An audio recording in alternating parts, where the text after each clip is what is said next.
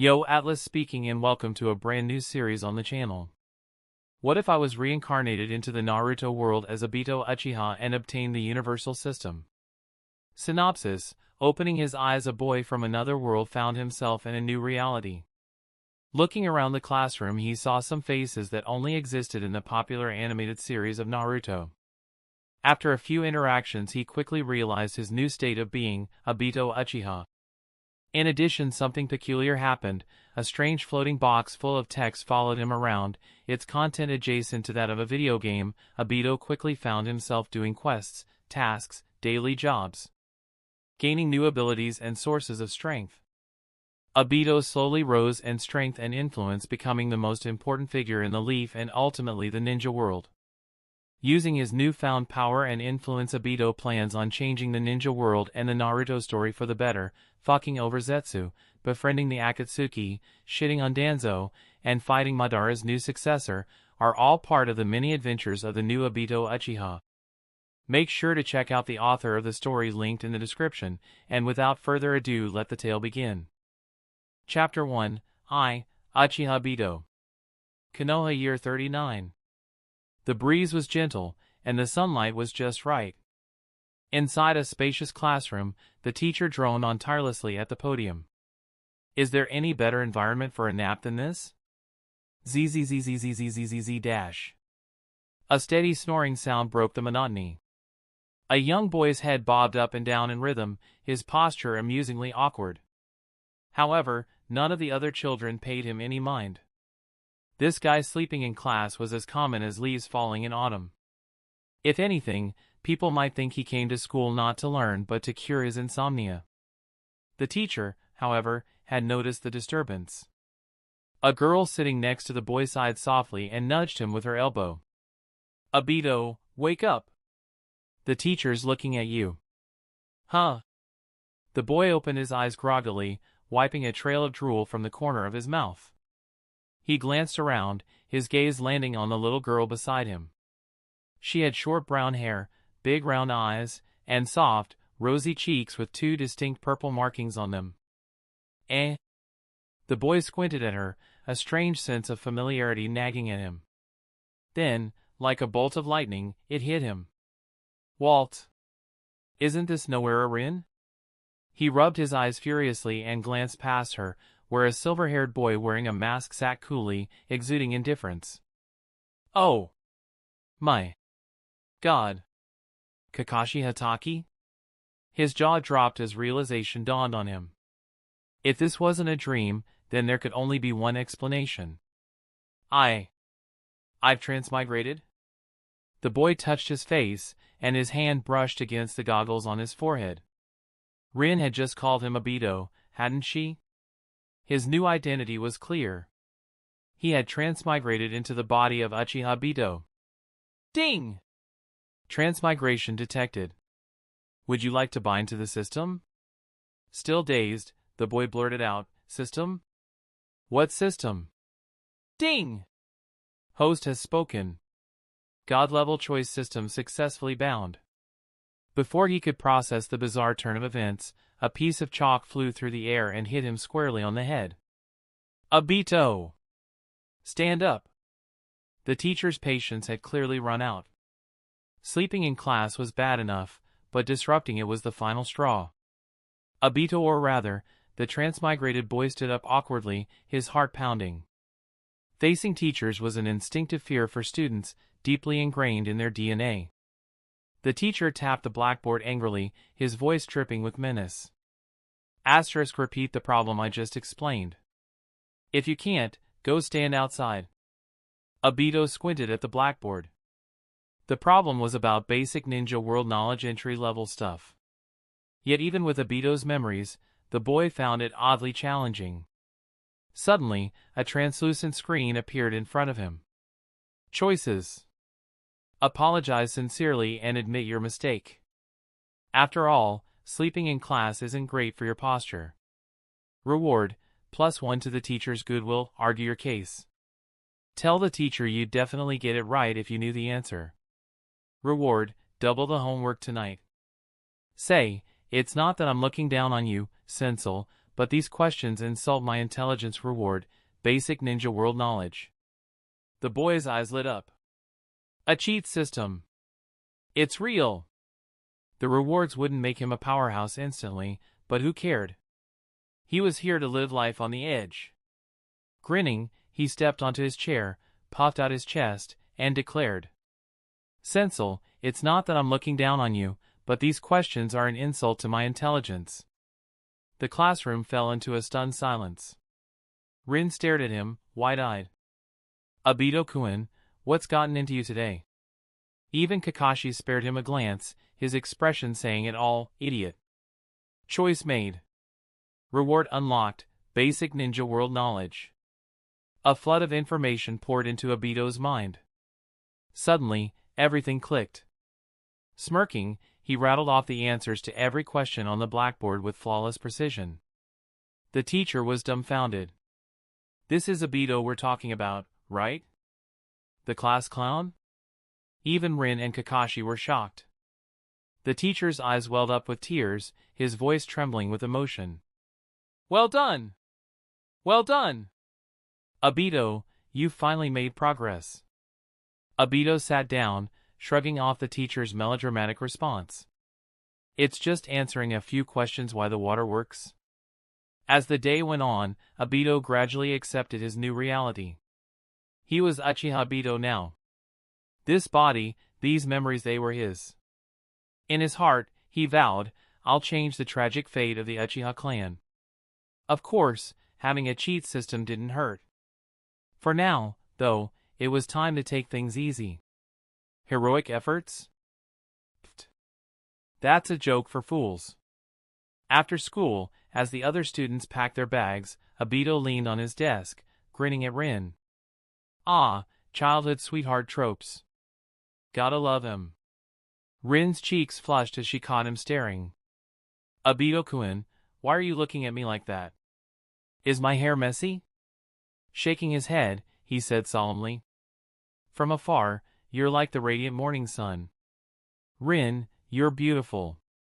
Though the poetry lost some of its elegance in translation, it was enough to send Rin into a flustered frenzy. "Bye-bye, Obito-kun. See you tomorrow." She grabbed her bag and bolted out of the classroom, her face bright red. Watching her retreating figure, Obito chuckled. "Rin, you're Obito's light in this world, and now, it just so happens that I'm Obito." Chapter 2, Obito's Endless Gank. The sun hung low on the horizon, its golden rays spilling across the earth, bathing the land in a warm, radiant glow. Obito hummed a cheerful tune as he strolled home, hands behind his head, swaying slightly with every step. Like the sunlight breaking through the night, dawn comes softly, something dash. In his previous life, he was a mischievous kid, and now, after merging with another mischievous soul, his personality had taken a wild turn even he couldn't predict. Before long, Obito stopped in front of a small house. Finally home! He kicked off his shoes haphazardly by the door and skipped inside. "Granny, I'm home." A faint rustling sound came from inside. Soon, an elderly woman with white hair and a kind, gentle face emerged, her expression brimming with affection. Obito's back, she reached out and ruffled his hair with a doting smile. "Hungry? Granny will whip up something tasty for you." Obito grinned from ear to ear and nodded enthusiastically. "Yes, please." Granny was his only family in this world. In the bleak reality of Naruto, where finding a ninja with both parents was like spotting a unicorn, having even one loving relative was a luxury. People like Sakura, seriously, she doesn't know how good she's got it. After dinner with his granny, Obito retreated to his room to ponder his plans for the future. He was clueless about ninjutsu, and taijutsu wasn't much better. The original Obito hadn't exactly been a prodigy in that department either. Ironically, during his time as an avid Naruto fan, Obito had self-taught a single move. A technique so diabolical it could make anyone feel the anguish of 1,000 years of torment. The infamous 1,000 years of death. T/N, using the full weight of their body, the user thrusts these 4 fingers between the target's buttocks. But with his current lack of speed, Obito dared not use it recklessly. Getting caught mid-move would likely earn him a solid beating. He sighed, at a loss, before finally lying down. It wasn't that he didn't want to work hard, it was just that his current abilities wouldn't allow it. Before long, he drifted into a deep sleep. The next day, at the Ninja Academy, Obito burst into the classroom, panting heavily. "Sorry, since," he gasped, bowing repeatedly. "I was on my way to school and ran into an old granny who needed help, so." The teacher, hearing the all-too-familiar excuse, looked thoroughly unimpressed. "Obito, if I'm not mistaken, this month alone, you've already helped over 10 old grannies." The classroom erupted in laughter, each student wearing a smug, amused grin. Rin sighed, rubbing her temples in exasperation. "Obito-kun, you could at least come up with a better excuse." Kakashi, meanwhile, remained as cold and indifferent as ever. If there was one thing he despised, it was someone like Obito who lacked any sense of punctuality or commitment. Obito faltered, at a loss for words. Even he found it baffling how he managed to encounter grannies needing help every single day. Sometimes, he suspected these grannies were plotting together to ambush him in shifts. The teacher heaved a long sigh and waved him off. Fine, just take your seat." Relieved, Obito quickly shuffled to his spot next to Rin. Time flew by as the day progressed. Immersed in class, Obito almost forgot the passage of time until a soft voice snapped him out of his concentration. Obito-kun, class is over." Obito groggily lifted his head from the desk, stretching lazily as he wiped drool from the corner of his mouth. Next to him, Rin had already packed her bag and was preparing to leave. "See you tomorrow, Obito-kun," she said with a bright smile. Watching her cheerful expression, Obito couldn't help but smile back. "See you tomorrow, Rin." Back home after another meal with his granny, Obito returned to his room, contemplating his training regimen. Just as the thought crossed his mind, a familiar system prompt appeared in his head, accompanied by a glowing interface. Option 1. The path of a ninja demands diligence.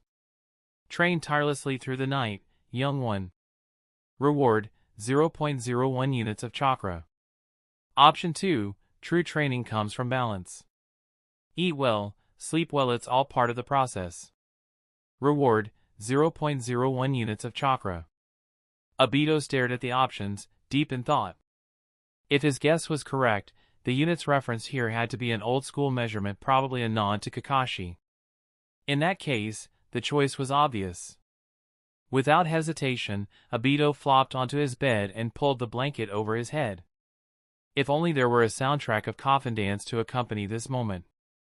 The next morning, Obito woke up feeling noticeably stronger. It seemed the 0.01 units of chakra had come through.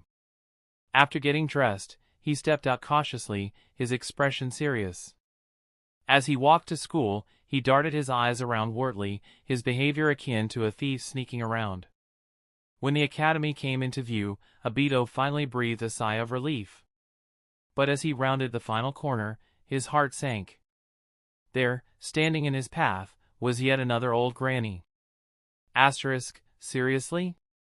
Caught off guard, Obito froze. Before he could think of a plan, another system prompt appeared. Option 1. Pretend you didn't see her and walk straight to school. It's perfectly normal for a member of the Uchiha clan to miss a person with their inherited nearsightedness. Reward, arrive at school on time. Option 2. Help the granny cross the street, as usual. Reward, +1 to moral integrity. Option 3. It's been a long time since anyone hugged this granny. Carry her to the other side of the road. Reward, respect for elders buff. Respect for elders buff grants +1 goodwill from individuals over 60 years old. Obito hesitated, weighing the options. The third reward was undoubtedly the best. Who knew? It might even come in handy if he ever had to deal with Danzo. But carrying a granny across the street? That was a tall order for a 6-year-old kid. With no other choice, Obito steeled himself and approached the elderly woman. "Granny, Let me help you. The old woman's face lit up with a warm smile. What a sweet chill dash. Her expression froze mid-sentence as Obito scooped her up in a princess carry. Struggling under her weight, Obito huffed and puffed his way across the road. The granny, meanwhile, was flooded with a mix of emotions.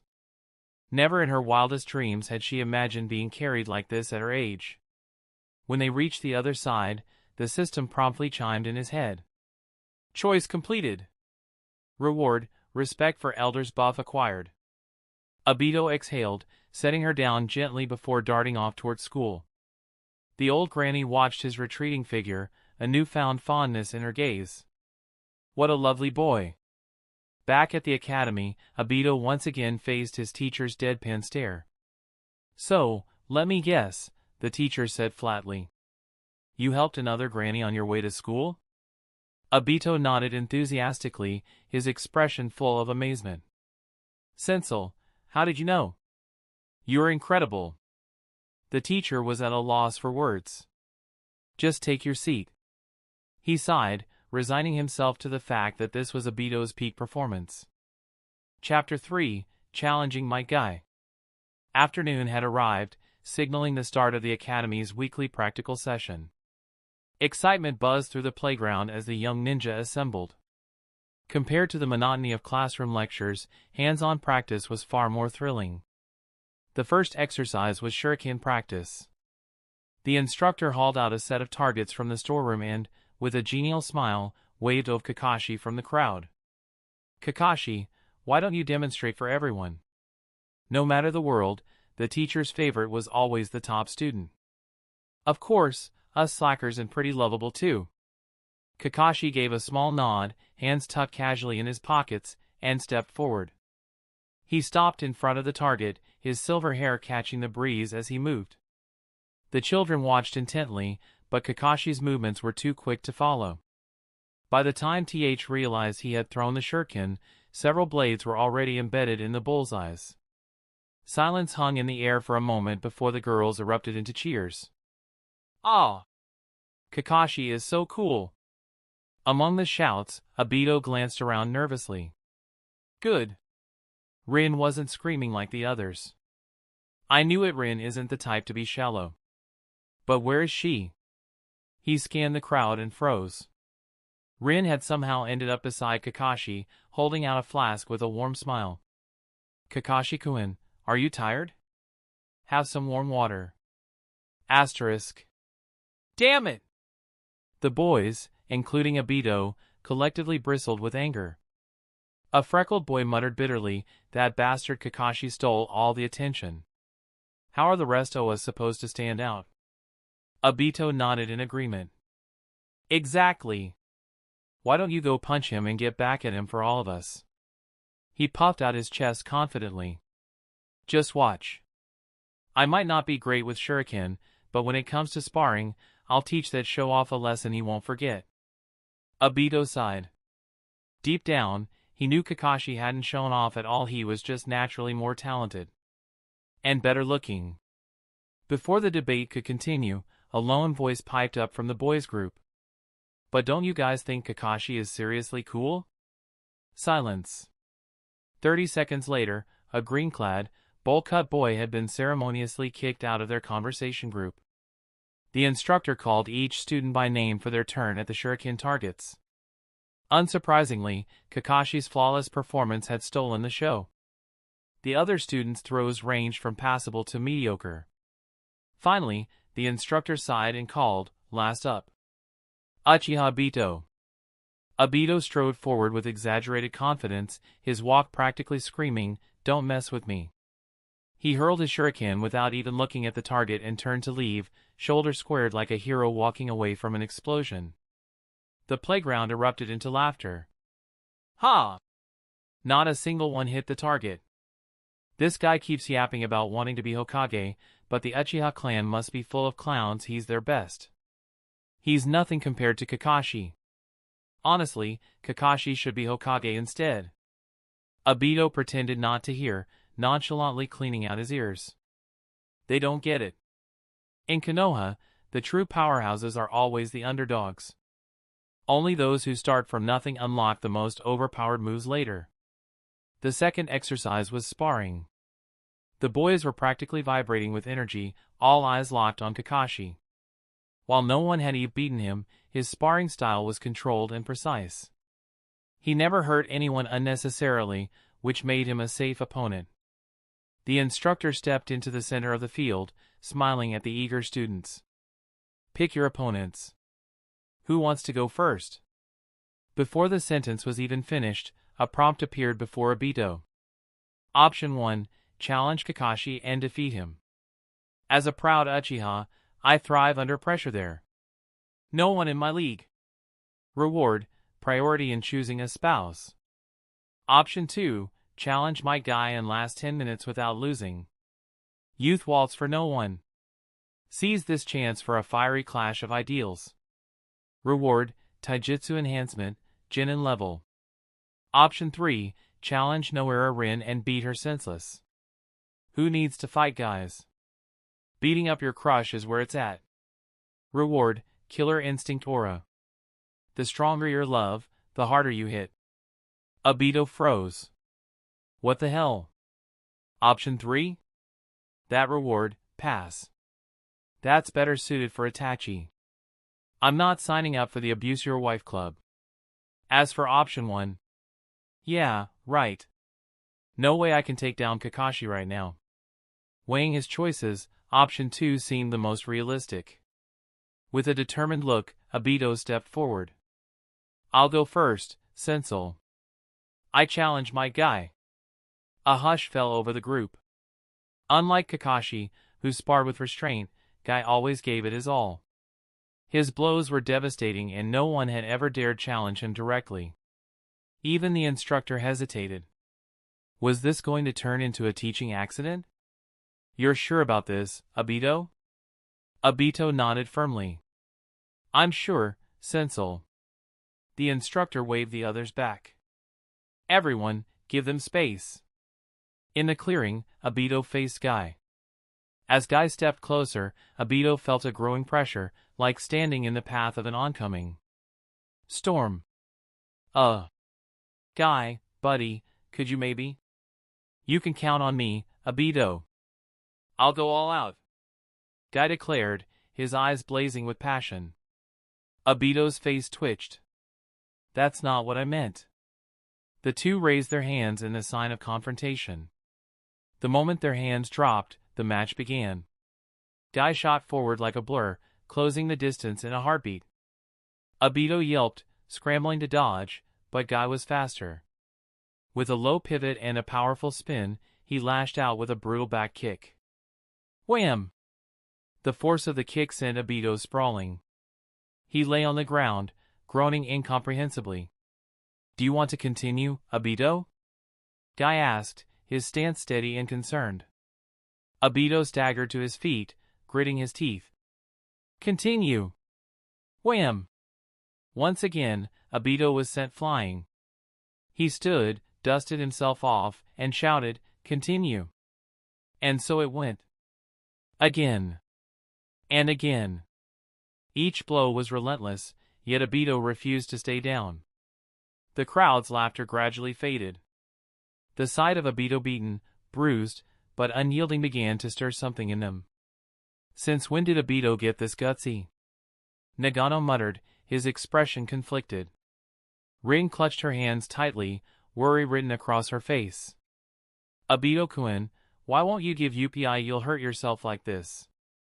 Chapter 4, Challenging Kakashi Boom. A loud roar echoed as the air seemed to split apart. Guy delivered yet another fierce whip kick, landing squarely on Obito's abdomen. Obito was sent crashing to the ground once again. This time, he truly didn't want to get back up. His entire body was on fire. Every muscle screamed in agony. Why is completing a simple mission so hard? He thought bitterly. Stop, keep going? Obito trembled as he groaned. To an outsider, it might have sounded like he was enjoying a massage. Across from him, Guy withdrew his fists and solemnly shook his head. Obito, your determination is admirable. But our duel ends here. Even their Sensei seemed moved by Obito's spirit. I really misjudged this kid before, Sensei thought. Such unyielding perseverance. He truly has the makings of a jonin. With a gratified expression, Sensei said, Obito, you've done well. Let's call it a day. But Obito immediately retorted, no.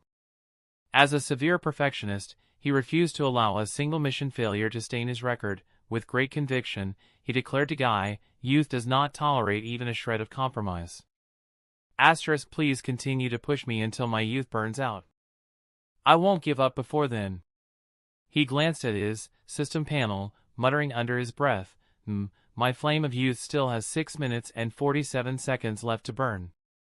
Obito's impassioned speech about youth struck a deep chord in Guy's heart. In this moment, Guy felt as though he had found a true kindred spirit.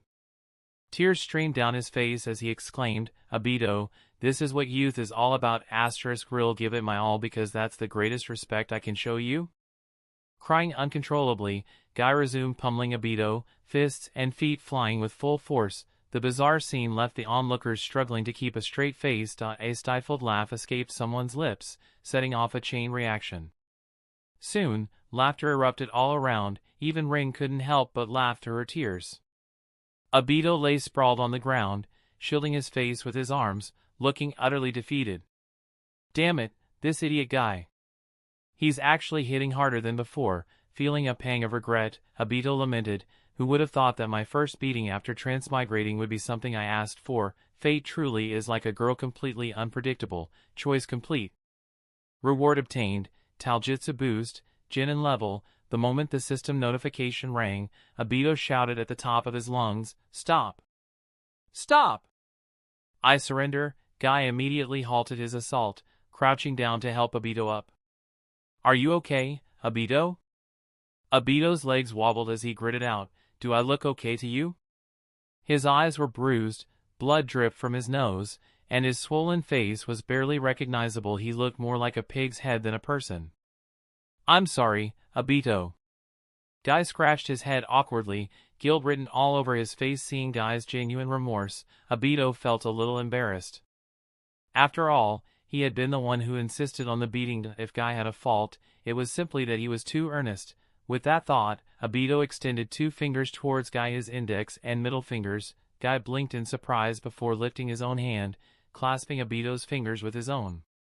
The seal of reconciliation was complete. Their sensei led the applause, and soon, the surrounding students followed suit, clapping earnestly.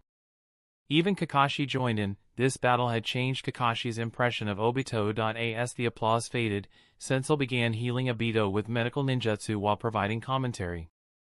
Thank you, Obito and Guy, for an excellent match, he said. Obito felt a swell of pride at his teacher's praise, but then, Sensei's next words shattered his confidence. Though Obito's fundamentals are utterly atrocious and need serious improvement, his indomitable spirit is something we should all strive to emulate. Alright, who's up next? From the crowd, a freckled boy stepped forward. It was Nagano. Cracking his neck, he announced, Teal go. I challenge Kakashi. Oh? Sensei's gaze sharpened as he nodded. Very well. The second match, Nagano vs Kakashi. Kakashi stepped out from the crowd, meeting Nagano in the clearing. The two stood face to face, forming the seal of confrontation. Good luck, Kakashi. Oh my gosh, Kakashi looks so cool even when forming seals. Just wait, he'll look even cooler when he fights TM. The girls' cheers were overwhelmingly one-sided, causing Nagano to grit his teeth in annoyance. Before Kakashi could lower his hands, Nagano roared and drew a kunai, charging at him. The kunai cut through the air in a deadly arc, heading straight for Kakashi's face, but with a slight pivot of his foot, Kakashi sidestepped effortlessly, evading the strike. Humph. Nagano snorted, pulling back his kunai to slash at Kakashi again with a swift reverse grip. Gasps rang out from the crowd. Watch out, Kakashi. Kakashi's calm gaze didn't waver, as though the incoming kunai wasn't worth his concern. Instead of retreating, he stepped forward, raising his arm diagonally. A casual tap on Nagano's wrist sent the kunai clattering to the ground. Pupil. Thinking you can challenge Kakashi? Exactly. Who gave him the confidence? The scornful laughter pierced Nagano's pride, making his face darken with humiliation.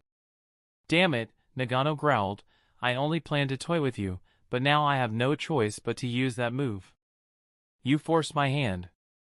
Taijutsu, Nagano style.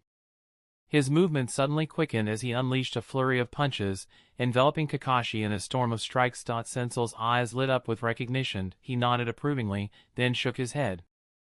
Nagano's performance wasn't bad. After all, his father was a Chunin, a distinct advantage over most students, but this time, his opponent was Kakashi. Nagano's pride in his lineage and talent meant nothing against Kakashi. In terms of aptitude, no one in Sensel's decade of teaching came close to Kakashi. For heritage, with the legendary White Fang of Konoha as his father, the Hataki clan was undeniably among Konoha's elite, but Sensel sighed, lost in thought. Meanwhile, the fight continued. Despite Nagano's relentless attacks, Kakashi's form remained elusive, like a leaf drifting through a storm. No matter how the waves surged, the leaf never capsized. Frustrated, Nagano found himself hitting nothing but air. A series of furious strikes later, he was left panting and exhausted, while Kakashi remained untouched. "Do you want to continue?" Kakashi asked coolly. One calm and composed, the other furious and defeated. It was clear who had the upper hand. The crowd's taunts grew louder, further humiliating Nagano. Consumed by shame and anger, he launched himself at Kakashi once more, determined to land at least one blow. "I'll make you pay," he thought, as he attacked with all his might. Chapter 5. The Fall of Trash. White Fang. Faced with Nagano's wild, uncoordinated attacks, Kakashi sighed and shook his head lightly. Enough. Time to end this. He'd already gone easy on the guy, letting him save face by not finishing the fight in a single strike. Tilting his head slightly, he dodged Nagano's punch with ease, then countered with a precise straight punch, knocking his opponent to the ground. The force of Kakashi's punch was perfectly measured enough to down Nagano without causing any real harm. Nagano staggered to the ground, his face blank with disbelief. He couldn't seem to accept the fact that he'd lost. Seeing this, Kakashi stepped forward and extended a hand to help him up. The sight of Kakashi's gesture set off an uproar among the girls nearby. "Ah, Kakashi is so graceful. Love him, love him. Strong, handsome, and polite. He's perfect. Totally my future husband." "Shut up. Calling him your husband so casually, how shallow. Obviously, he's mine. Ladies, don't fight over a boy. Let's just agree to give Kakashi-sama to me, okay? Draw your swords, rivals. We'll settle this with strength." Off to the side, Obito stood dumbfounded at the girls' chatter. What the heck? He thought. Are girls in this world always this forward? Wait. I suddenly have a bold idea. I wonder if it would work in the ninja world. Just as Obito's thoughts began to wander, a furtive shout brought him back to reality. Don't pretend to be all nice. I don't need your pity. Nagano slapped Kakashi's hand away and stood up, his expression full of anger. One girl whispered in confusion, "What's wrong with that sparrow today? Why is he acting like this toward Kakashi?" Another girl huffed in annoyance. Seriously. Kakashi obviously went easy on him during the fight. And now he's being all gracious by offering to help, yet this guy has the nerve to shout at him? What a lunatic! Even the teacher frowned, his tone stern. Nagano, the match is over. Shake hands with your classmate and make peace. But Nagano had already lost his cool. Why? Why was everyone siding with him? With bloodshot eyes, Nagano glared at Kakashi. I can't stand that arrogant attitude of yours, he spat. The son of that trash White Fang, what do you have to be so proud of? Obito's heart sank as he heard this. He glanced around the room. Some students looked puzzled, clearly unfamiliar with the name White Fang. But others wore strange, uncomfortable expressions. They knew. Could it be? Obito thought, dread creeping in. Has the story of Konoha's White Fang's failed mission already started circulating in ninja circles? If so, this was bad news. Rumors, even baseless ones, had a way of growing uncontrollably, burning everything in their path until they consumed their target entirely. As Obito's mind raced, the teacher's voice turned icy. That's enough, Nagano.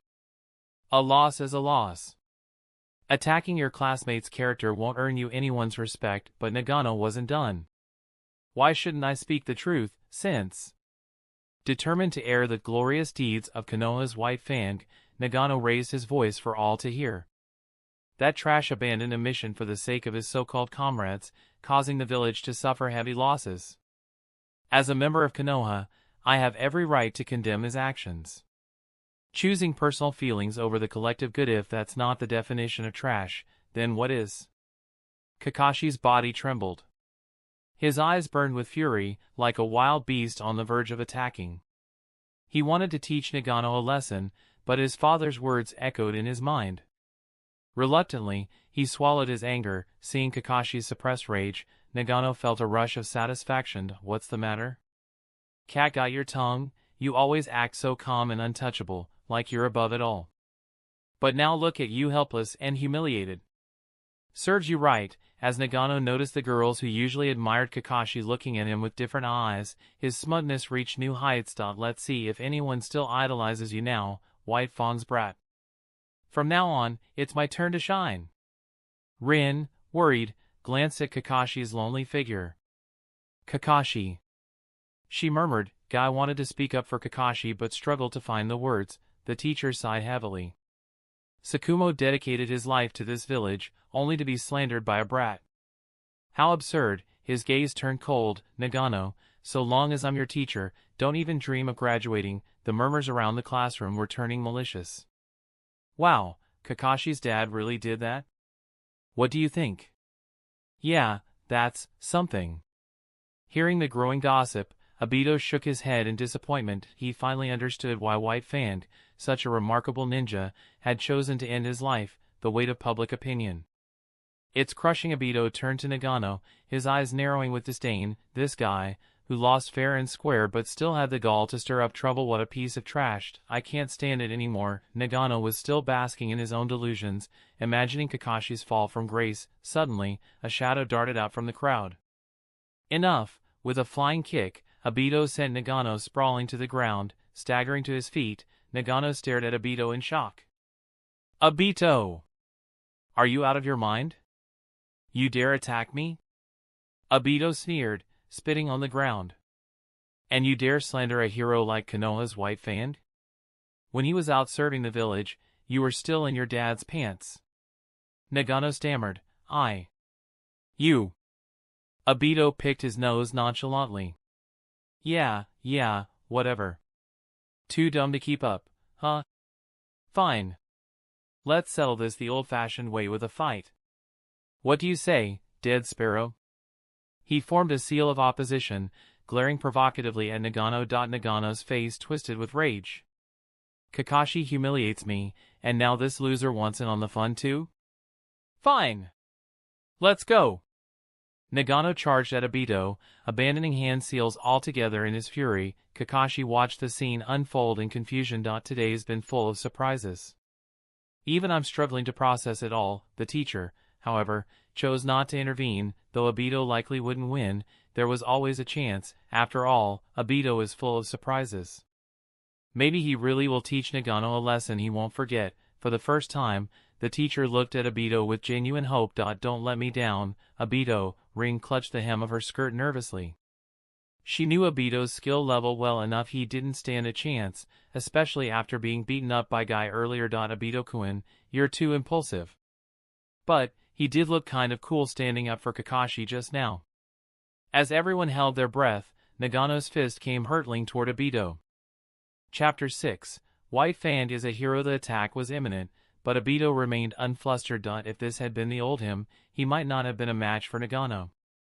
But now, having mastered a genin level of taijutsu, he could only think of one thing. All of you here are nothing but kids. I could take down any one of you with a single punch. Of course, exceptions had to be made for Kakashi and Guy. The thought flitted through his mind as he faced the incoming punch. Stepping forward, Obito deftly sidestepped and grabbed Nagano's arm. In one swift motion, he spun around, twisted his shoulder, and sent the boy flying over with a clean shoulder throw. Ah! A girl gasped. In her mind, it should have been Obito who hit the ground. But to her surprise, it was the class bully sprawled out on the floor instead. Nagano sat there, momentarily dazed. What just happened? He had launched a confident attack, only to be subdued by the class's so-called loser in a single move. Anger surged up from his chest, his face turning red all the way to his neck. Obito, the eternal failure, dared to humiliate me. He scrambled to his feet, glaring at Obito with fury in his eyes. That was just a fluke. You caught me off guard.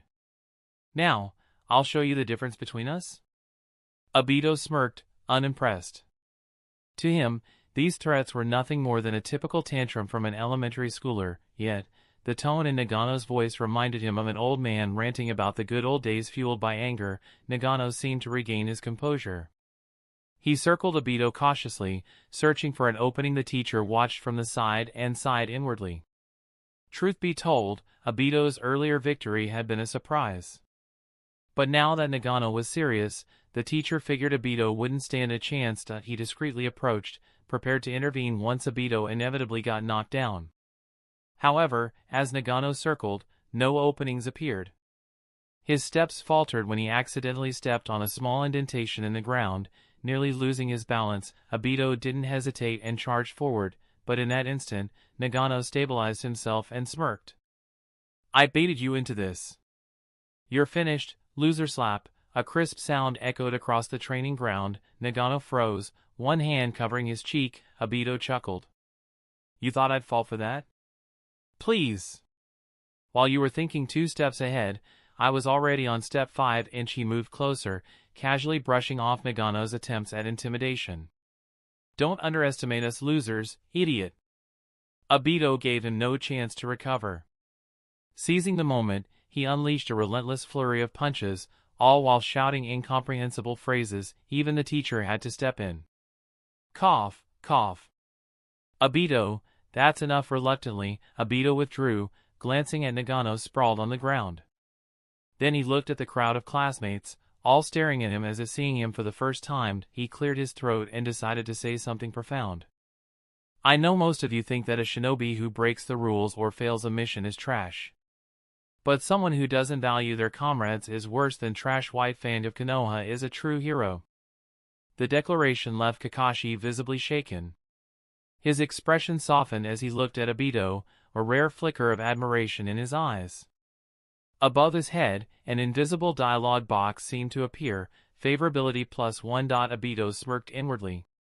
If earning Kakashi's favor meant taking this stand, it was totally worth it. From the crowd, a chubby boy who was friends with Nagano shouted, but he sacrificed the village's interests for just a few people. How can that be praiseworthy? The murmurs of agreement rippled through the group as all eyes turned back to Obito.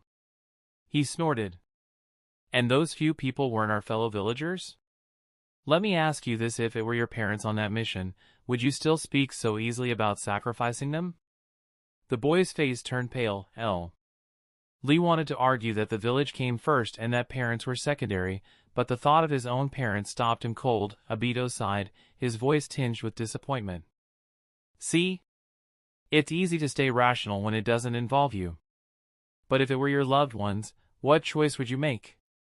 The crowd fell silent, many lowering their heads in shame. They couldn't deny it. If their own families were at stake, they might have chosen just like White Fan did. Obito shrugged. I'm not saying White Fan was entirely right. But he wasn't wrong either. What he did was only human. The teacher was the first to clap, his expression thoughtful. Was this truly the same failure he always knew? Obito's words carried a depth that felt out of place. Meanwhile, Obito, standing there in his black training clothes, tried hard to strike a wise and mysterious pose. Unfortunately, with his bruised and swollen face, he just looked ridiculous. The class burst into laughter. Now this was the Obito they knew. Nagano had already stood up, his face dark with embarrassment. Mocking White Fan was my mistake, he admitted reluctantly. But don't think this settles the score. We'll deal with this later. With that, he slipped into the crowd, vanishing from sight. The teacher sighed, briefly considering making them shake hands and reconcile. But one glance at the shoe prints on Nagano's face made him reconsider. This was probably beyond his ability to fix. Alright, next pair, who's up? The sparring matches continued, but Obito hummed cheerfully as he strolled toward the restroom. A little while later, after freshening up, Obito washed his hands at the sink. Suddenly, a familiar bowl-cut figure emerged from the restroom. Obito! Did you also, miss your aim? Guy laughed heartily. Obito blinked. What? No! Guy splashed some water on his face and grinned. Obito let out a laugh. Ha Guy, I didn't think you'd outdo me. What? Chapter 7, Sakumo Hataki Evening. Obito walked along the path leading home. As he walked, he suddenly slapped himself across the face. Did I just cause trouble? This afternoon, his emotions had gotten the better of him, and he'd spoken at length in defense of Konoha's white fan. If the wrong person caught wind of this, a belated shiver ran down his spine. His neck shrank as he nervously glanced left and right, half expecting a root ninja to leap out from the shadows and cut him down. With a sinister grin, he silently scolded himself, Obito, you need to stay low-key. Until you're strong enough, no more taking risks. This world wasn't a game, people actually died here. Sigh. After pretending to be brave, it's time to admit I'm a coward. Outside a modest house, neither too big nor too small, a young silver-haired boy pushed open the door. Father, I'm home. A middle-aged man emerged at the sound. Like the boy, he had flowing silver hair tied back in a ponytail. His sharp features and handsome face carried a dignified air, though his eyes betrayed an exhaustion that couldn't be hidden. This was none other than Konoha's white fan, Sakumo Hataki, the famed shinobi and father of Kakashi Hataki. Seeing his son return, a faint smile appeared on Sakumo's pale face, though it looked more forced than genuine. How was academy today? You didn't embarrass your old man, did you? Kakashi was silent for a moment. A flicker of pain flashed in his eyes. Once, his father had been a man who seemed like an unsheathed blade, his very presence sharp and intimidating, but now, that once proud figure had become stooped and weary. The spirited glint in his eyes was gone, replaced by a shadow that refused to lift. Finally, Kakashi spoke softly. Father, someone at Academy mentioned your failed mission today. Sakumo's smile froze. Oh! I see. He hadn't expected the rumors to spread even to the Academy. Sakumo didn't need his son to explain further. He could guess what was said: accusations of violating protocol, abandoning the mission, and causing significant losses to the village. He'd heard it all before. Too many times. What stung the most was that even the comrades he'd saved had joined in the chorus of blame. Sakumo let out a long breath, though it did nothing to ease the knot in his chest. Did I really make the wrong choice? Kakashi's soft voice broke the silence. Someone said that failing a mission makes you a failure. Sakumo's gaze darkened, guilt welling up inside him. Because of his mistake, his son was suffering too. I'm sorry, Kakashi. Father, please hear me out. Kakashi cut him off, speaking firmly. When someone called you a failure, another person stood up for you. What? Sakumo blinked, a glimmer of disbelief in his tired eyes.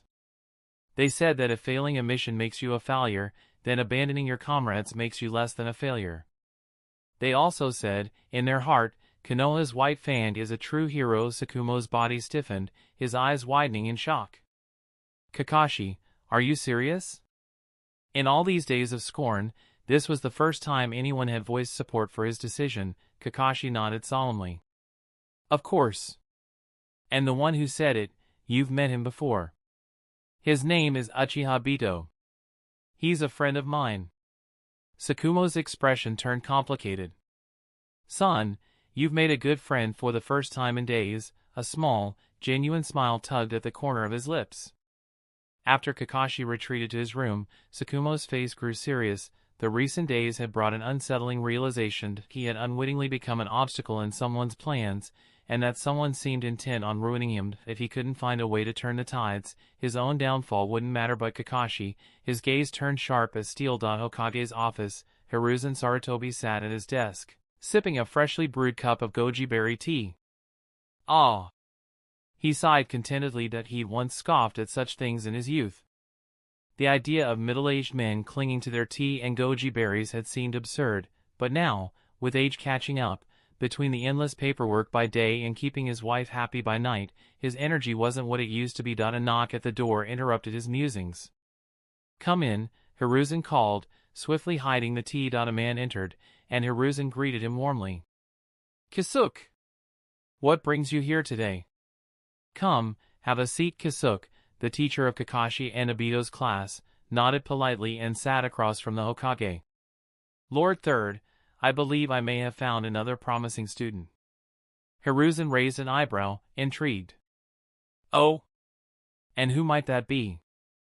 A boy named Uchiha Obito, Kisuke replied, recounting the events of the day. When he finished, Hiruzen's eyes gleamed.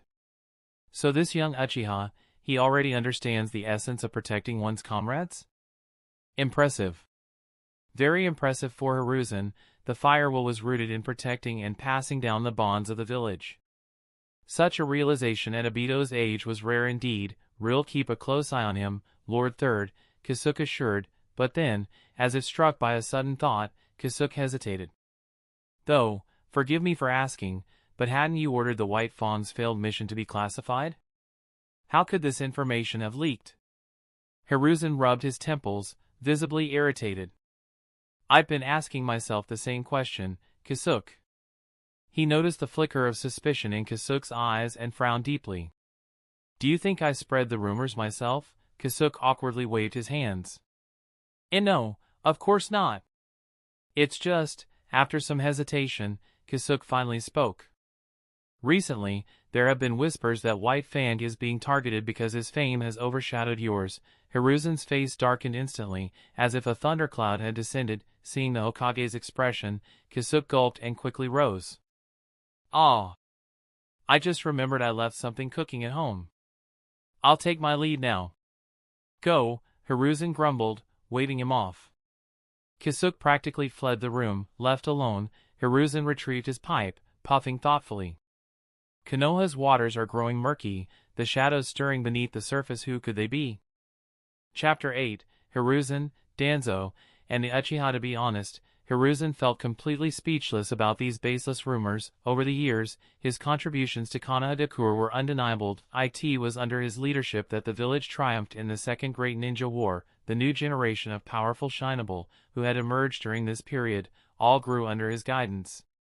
Even Sakumo could be considered half his student, not to mention, Sakumo's current achievements still fell short compared to his own, with Hiruzen's seniority and connections. So what if Sakumo eventually caught up?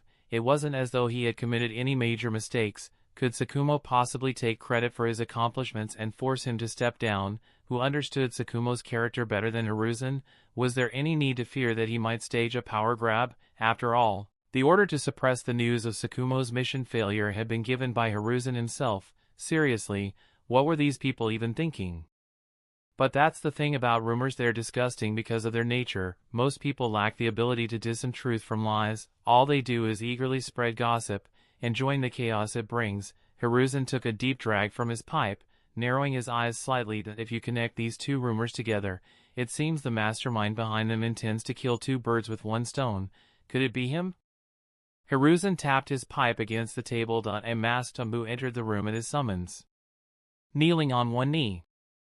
Third Sama, what are your orders? Hiruzen smiled kindly. It's been a while since I've seen my old friend. Please take a trip to Route. Yes. The Ambu nodded slightly before standing and exiting the room. Not long after, a figure clad in gray robes, leaning on a cane, entered the Hokage's office. His right cheek was wrapped in bandages, and his exposed left eye was half closed, as if indifferent to the world. Shimura Danzo. Hiruzen's companion from their youth and his old friend in the present. Danzo spoke calmly. Hiruzen, why have you summoned me here so late at night? Hiruzen gestured toward a pot of freshly brewed tea on the table, smiling. Shikaku sent me some excellent tea recently. I thought I'd invite you over to try it. Danzo raised an eyebrow but said nothing. Taking a seat opposite Hiruzen, he picked up his teacup and sipped slowly. Moments later, Danzo set down his cup and went straight to the point. Hiruzen, if you have something to say, just say it. I still have unfinished matters en route to deal with. Hiruzen took a sip of tea, feigning nonchalance. Then I'll get straight to it. Have you heard the rumors about Sakumo circulating in the village recently? Danzo nodded, his expression unreadable. If even you've heard of them, how could I not? Hiruzen snorted coldly, slightly annoyed by his friend's subtle provocation. If you're so well informed, have you discovered who leaked the classified information? Danzo shook his head. I've instructed my subordinates to investigate, but we've found nothing so far. Seeing Hiruzer's displeased expression, Danzo seemed to realize something. He frowned slightly. Are you implying that I leaked it? Hiruzen didn't deny it, letting out a faint hum as he fixed Danzo with a deep gaze. So, was it you? Danzo's heart skipped a beat. After a brief silence, he replied, this has nothing to do with me. Toppling Sakumo wouldn't benefit me in the slightest. Hiruzen nodded ambiguously, saying nothing. Danzo, now slightly agitated, struck the ground heavily with his cane. Hiruzen, after all these years, do you still not trust me? If you want a suspect, I do have one in mind. Hiruzen picked up his teacup again, silently waiting for Danzo to continue. Well? Let's hear it. Danzo met Hiruzen's gaze directly, his tone cold. Don't forget, there's a member of the Uchiha clan on Sakumo's team. If their clan aims to compete for the position of Hokage, Sakumo would undoubtedly be a major obstacle for them. The Uchiha. Hiruzen took a sip of tea, suppressing his surprise. After a while, he returned to his calm demeanor, smiling gently. Doesn't Root still have matters waiting for you? I won't keep you any longer, Danzo. You'd best return. Danzo nodded, giving Hiruzen a long, searching look before leaving without another word. Once Danzo was gone, Hiruzen rubbed his temples. It's getting more and more complicated. Who could it be? The next morning sunlight crept through the window, landing on a sleeping boy's face. The boy groaned, turning over in bed, showing no intention of getting up. Suddenly, a voice called out from outside. Obito! Rin's here to walk to academy with you. Huh? Obito bolted upright, quickly got dressed, and dashed out of his room. Seeing her grandson finally up, Obito's grandmother sighed in relief. She handed Rin and Obito a small lunchbox each. I just finished making breakfast. You two can eat on your way to school. Rin beamed. Thank you, Granny. We'll be off now. Obito's grandmother's face lit up with a warm smile. It was obvious she adored Rin. Yes, be careful on your way. Rin took Obito's hand. Let's go, Obito. The sudden display of affection left Obito's mind in a haze. For the first time in his lives, both past and present, he was holding a girl's hand. Walt, no, a little girl's hand. That still didn't sound quite right. The teacher froze. Ah well, it seems that the road ahead is still long. Chapter 9, Obito. The rogue Obito, powered purely by sheer will, managed to sit through an entire morning of classes. His determination provided some solace to Kasuke, their teacher. As the class neared its end, Kasuke clapped his hands to get everyone's attention. All right, everyone, your teacher has an important announcement. He smiled as he looked around. In just over a month, we'll have our annual exams. I hope everyone can. Before he could finish, the classroom erupted in groans. Ugh! Not exams again. Yeah, didn't we just have one? Being born as a human. No, what? I'm so sorry for being human. Obito stifled a laugh. Man, this class is full of characters. Everyone's hilarious. Kasuke, though exasperated, worked to restore order. Quiet down, everyone. When the noise subsided, he continued. I want you all to make the most of this last stretch. Study hard, aim for great results, and make our class proud, he added with a wink, and if the scores are good, I'll treat everyone to a feast on me. The class exchanged looks. That actually sounds tempting. Well, there's no escaping the exams, so, maybe, as Obito was zoning out, a system prompt suddenly appeared before him. Choice 1, embrace the noble title of last place. Nobody can dethrone you. Reward, Fury of the Underdog. Fury of the Underdog, lose 1 sanity point when competing against anyone with better grades. Choice 2, read her 100 times, and she's not yours. But read a book 100 times, and the knowledge is yours. Study hard and make it to the top 3 in class. Reward, Fire Release Proficiency +1. Choice 3, work yourself to the bone if it means outpacing your classmates. Achieve top 3 in class while helping the class average rank #1. Reward, fire release proficiency +5. Obito sucked in a sharp breath, contributing his share to global warming. What kind of ridiculous reward is Fury of the Underdog? Hard pass. Looking at the second and third options, option 2 is clearly easier, but real take option 3. The moment Obito made his decision, a strange, world-weary look appeared in his eyes. Sigh. I can't believe I have to deal with competition even in this world. Fine. Let me show you the terrifying power of a student from the motherland.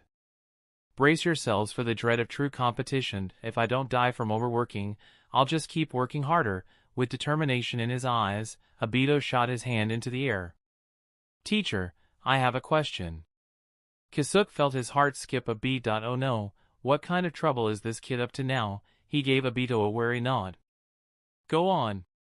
Standing up, Obito glanced around at his classmates, feeling a pang of melancholy. Right now, we're still classmates, but soon, we may be enemies. As he hesitated, whispers began to spread. What's Obito up to now? He's probably just making excuses to avoid studying. Not the first time.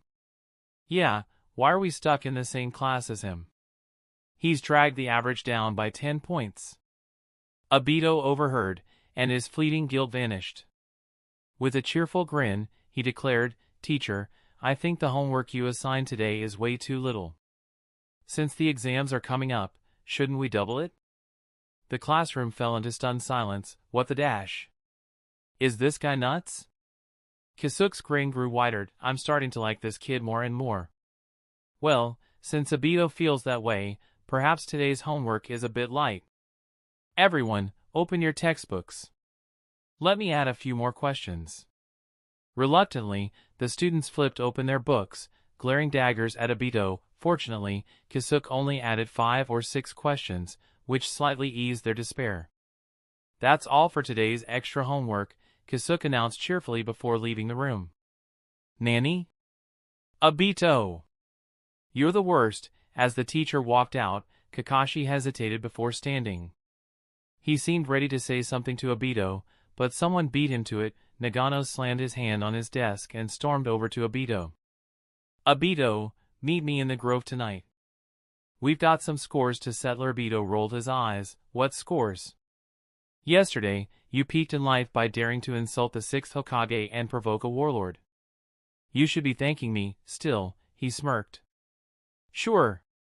Don't chicken out and make me look down on you, Nagano snorted. Same to you. Puffing out his chest, he strode off like a triumphant hero. Rin leaned in, concerned. Obito, are you really going to fight him? Obito laughed. Of course not. I'll be at home doing my homework. I was just messing with him. Rin sighed in relief and smiled. You're so sneaky, Obito. Obito grinned. Bad boys are more charming. After all. As he chatted with Rin, Obito's peripheral vision caught Guy excitedly talking to Kakashi, practically bouncing with enthusiasm. Huh. Boys bonding everywhere. Looking around, Obito realized that almost all the boys were paired off, enjoying their camaraderie, only he was chatting with a girl. Wait. Obito suddenly froze in thought. In this world of bromance and undying bonds, wasn't he out of place? And in Naruto, those who pursued romance? Their fates weren't exactly enviable. Obito, Asuma, a solemn expression crossed Obito's face. Maybe I should swear siblinghood with Rin first. Wonder if the Universal will accept that. Tough decisions. Chapter 10, Get to Work. The night was quiet, with only the faint glow of the stars and moon illuminating the village. A melancholic voice sang out, carrying a bittersweet tune that echoed through the stillness. If you're willing to peel back, layer by layer, my homework you'll find, you'll be shocked this page is blank, that page is blank, all of it blank. An exasperated voice broke the rhythm. Obito, your grandma just fell asleep, and now you're waking her up again, Obito sheepishly called out toward the house. Sorry, Grandma. I'll keep it down.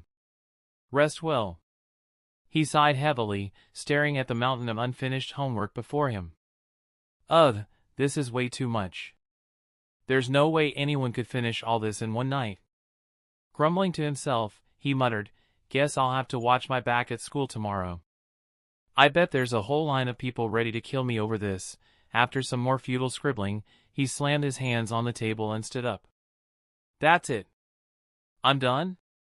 He decisively packed up his homework and dived into his soft bed. "Doesn't matter how much I finish. As long as I hand something in, it's all about showing Kasuke-sensei some respect." Yes, this was the philosophy of Obito, the king of shortcuts. Lying in bed, he saw two options appear before his eyes. Frowny face. Option 1, he's asleep. Time to train. Reward, 0.01 units of chakra. Option 2, go to sleep. Staying up late stunts growth, even sparrows dream of soaring like cranes. Reward, 0.01 units of chakra. Half asleep, Obito chose the second option. As he drifted off, a nagging feeling tugged at his mind like he was forgetting something. The next morning, Grandma's voice called from outside. "Obito, time to get up. Rin is waiting for you." At the mention of her name, Obito shot out of bed like a bolt of lightning. Wait, I'm coming." For once, Obito was up early, and the morning felt leisurely.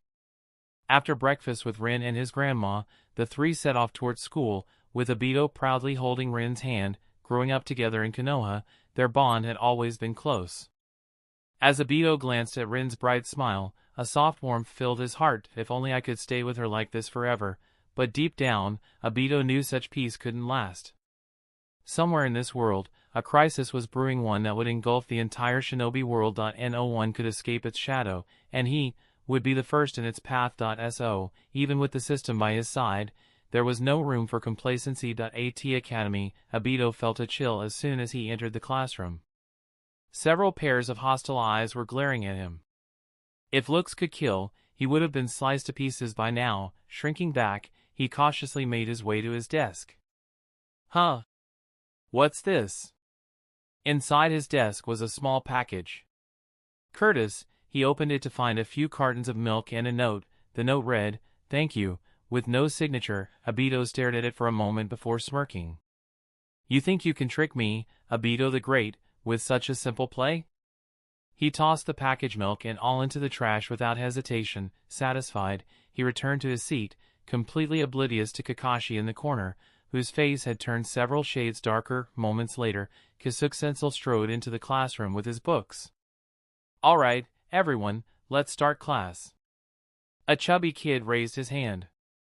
"Sensei, Nagano hasn't come yet." Kasuke nodded as he wrote on the board. "Nagano caught a cold.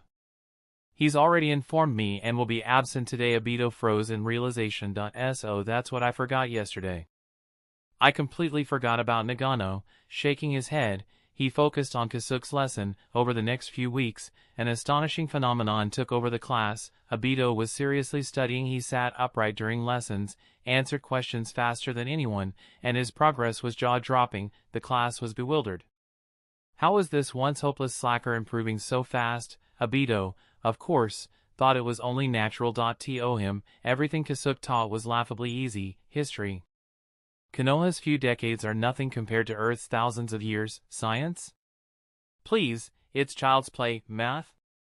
Even their hardest questions are a joke compared to quadratic equations. As for ideological training, Obito simply borrowed passages from his past lives textbooks. They were far more profound.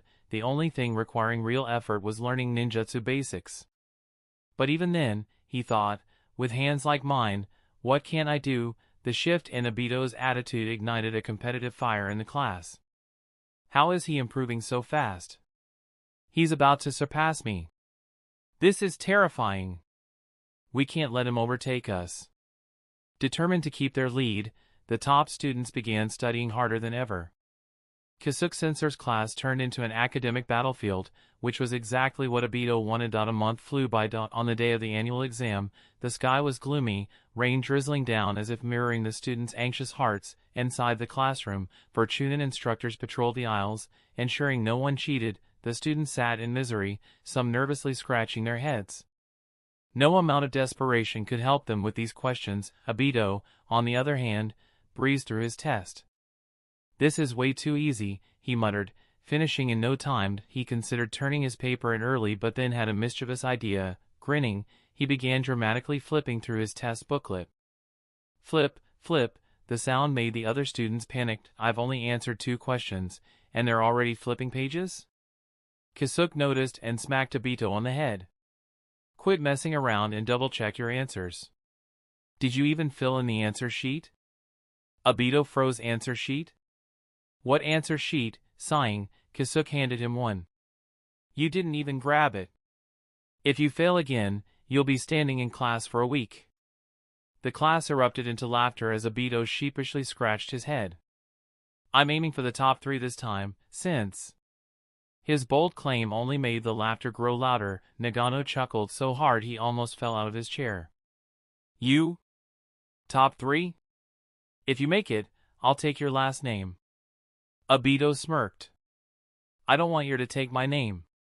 How about your future kid takes instead? Nagano's face turned red with fury. You're dead. Chaos broke out as Nagano grabbed a chair and lunged at Obito. Sensei, help! He's gonna kill me. The room dissolved into laughter, the tension of the exam forgotten.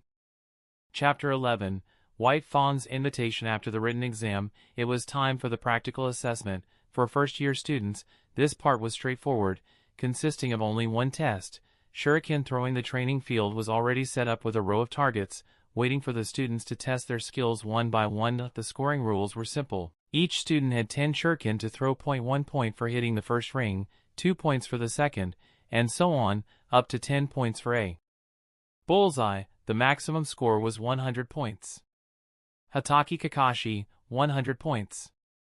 Might Guy, 69 points. Nowhere Rin, 67 points. Nagano, 83 points. Nagano strutted back to the line with a smug look, throwing a middle finger in Obito's direction. TCH, Obito clicked his tongue, muttering a few choice curses under his breath. Next, Uchiha Obito. Hearing his name, Obito perked up, striding confidently to the target. The supervising teacher chuckled upon seeing him. Oh, it's you again. While it wasn't uncommon for students to miss their mark, Obito was infamous for being the only one who managed to miss every single shot. Truly one of a kind. The teacher, clearly wary, offered a reminder. Kid, aim properly this time, alright? And please, no more aiming at my face. Obito smirked, tilting his head slightly with a playful grin. Sensei, you underestimate me. He straightened his back dramatically. 3 days apart, and you should treat me like a new man. My goal today is perfection. With his proclamation made, Obito unleashed his throws with a flurry of whoosh sounds. Having achieved the level of a Jinin in taijutsu and putting in diligent practice recently, his accuracy had improved significantly. When he finished, the teacher glanced at the target and announced in surprise, Uchiha Obito, 90 points. You've made significant progress, kid. Obito scratched his head sheepishly. He'd been boasting about a perfect score, but 2 of his throws had gone slightly astray. Oh well, as long as I don't feel embarrassed, it's fine, even if I messed up my moment to shine.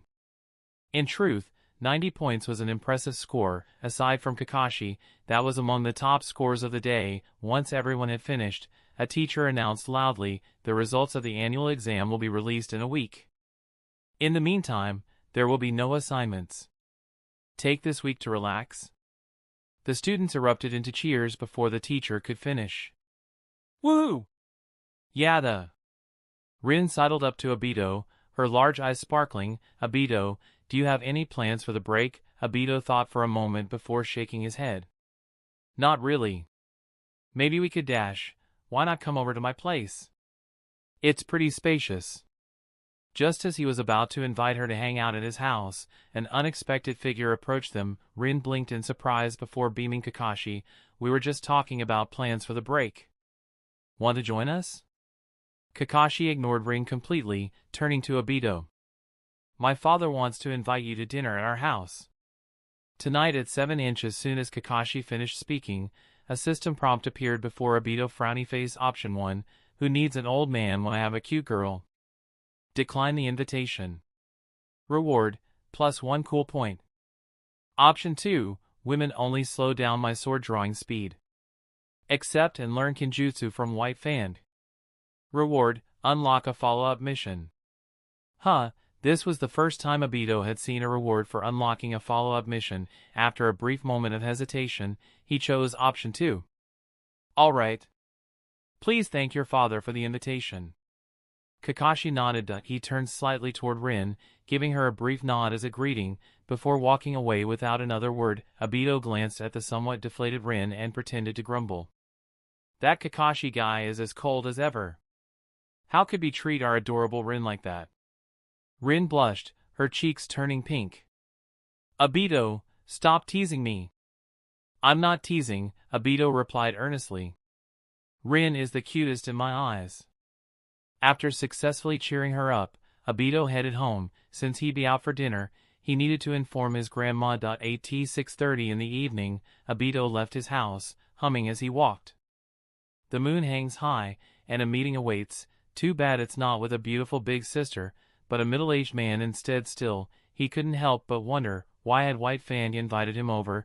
The most likely explanation was that Sakumo had heard about Obito supporting him in that recent debate. Maybe he thought Obito was a promising junior, hence the dinner invitation. Lost in thought, Obito soon arrived at Kakashi's house.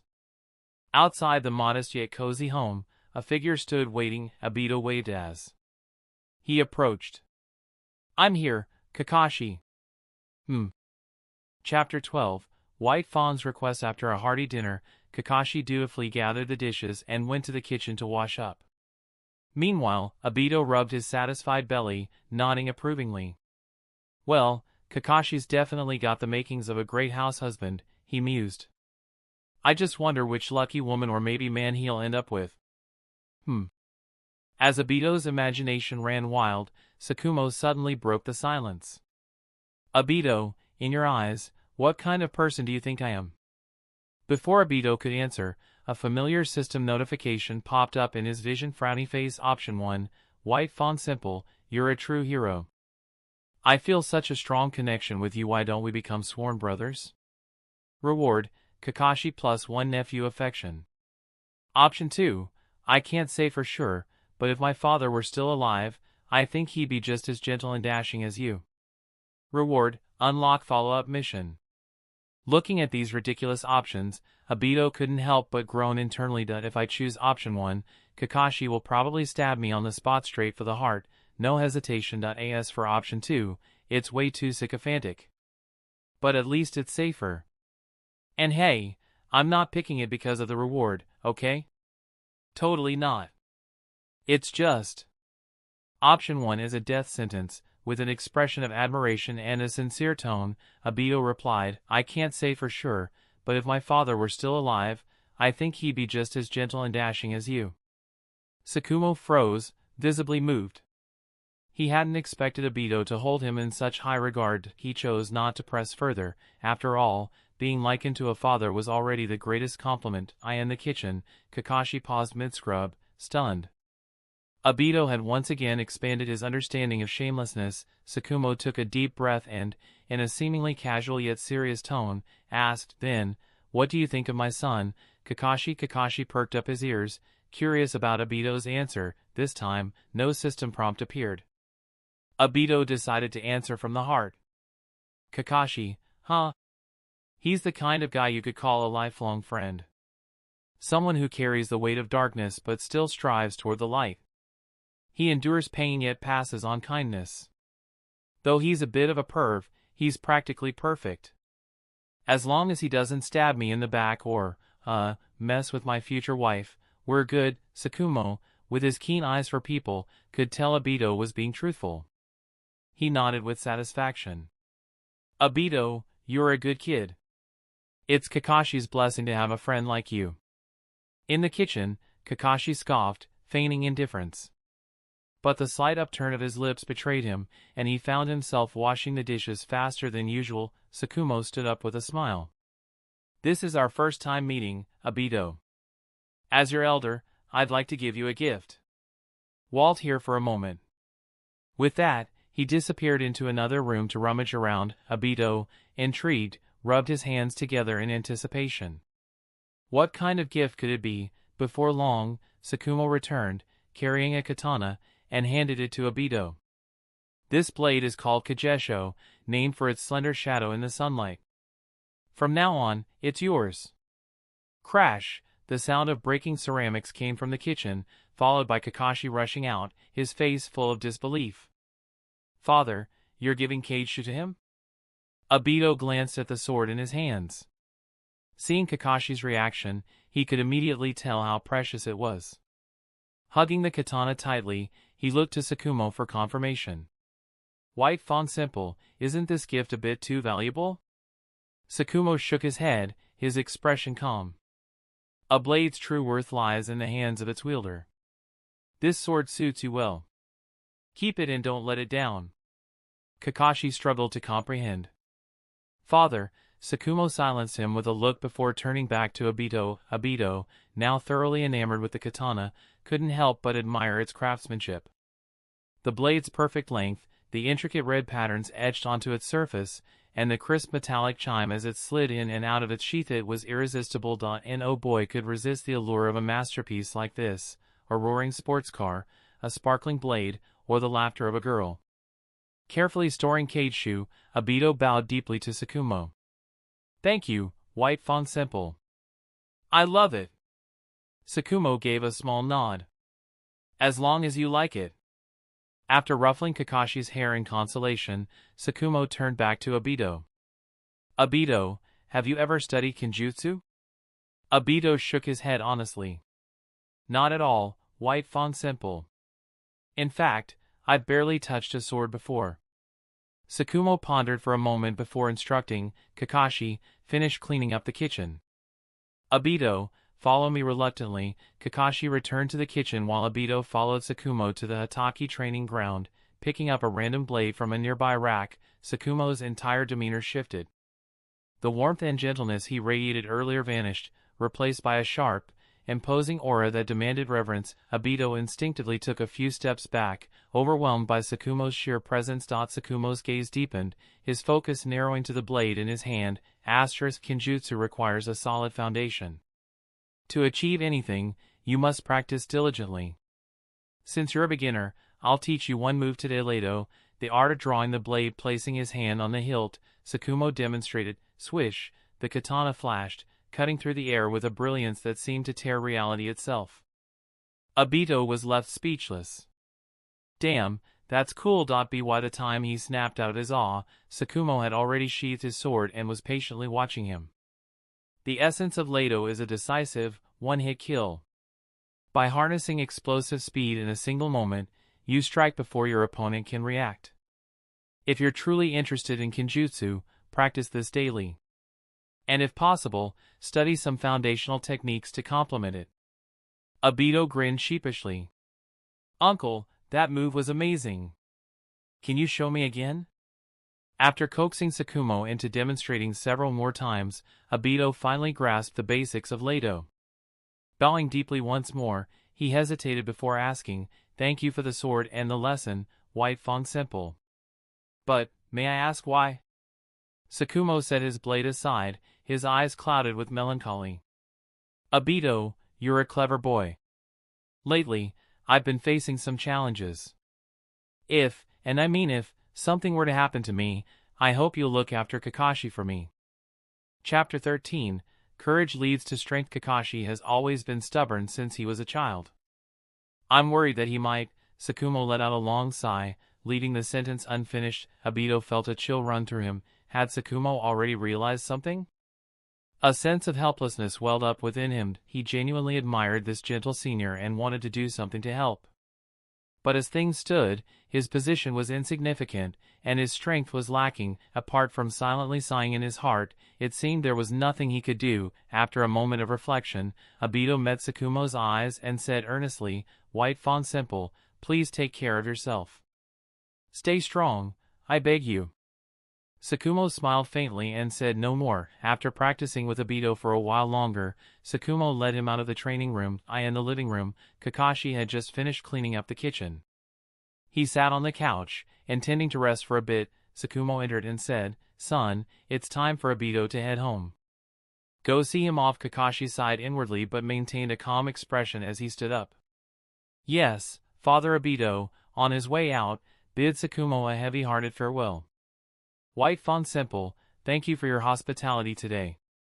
Goodbye.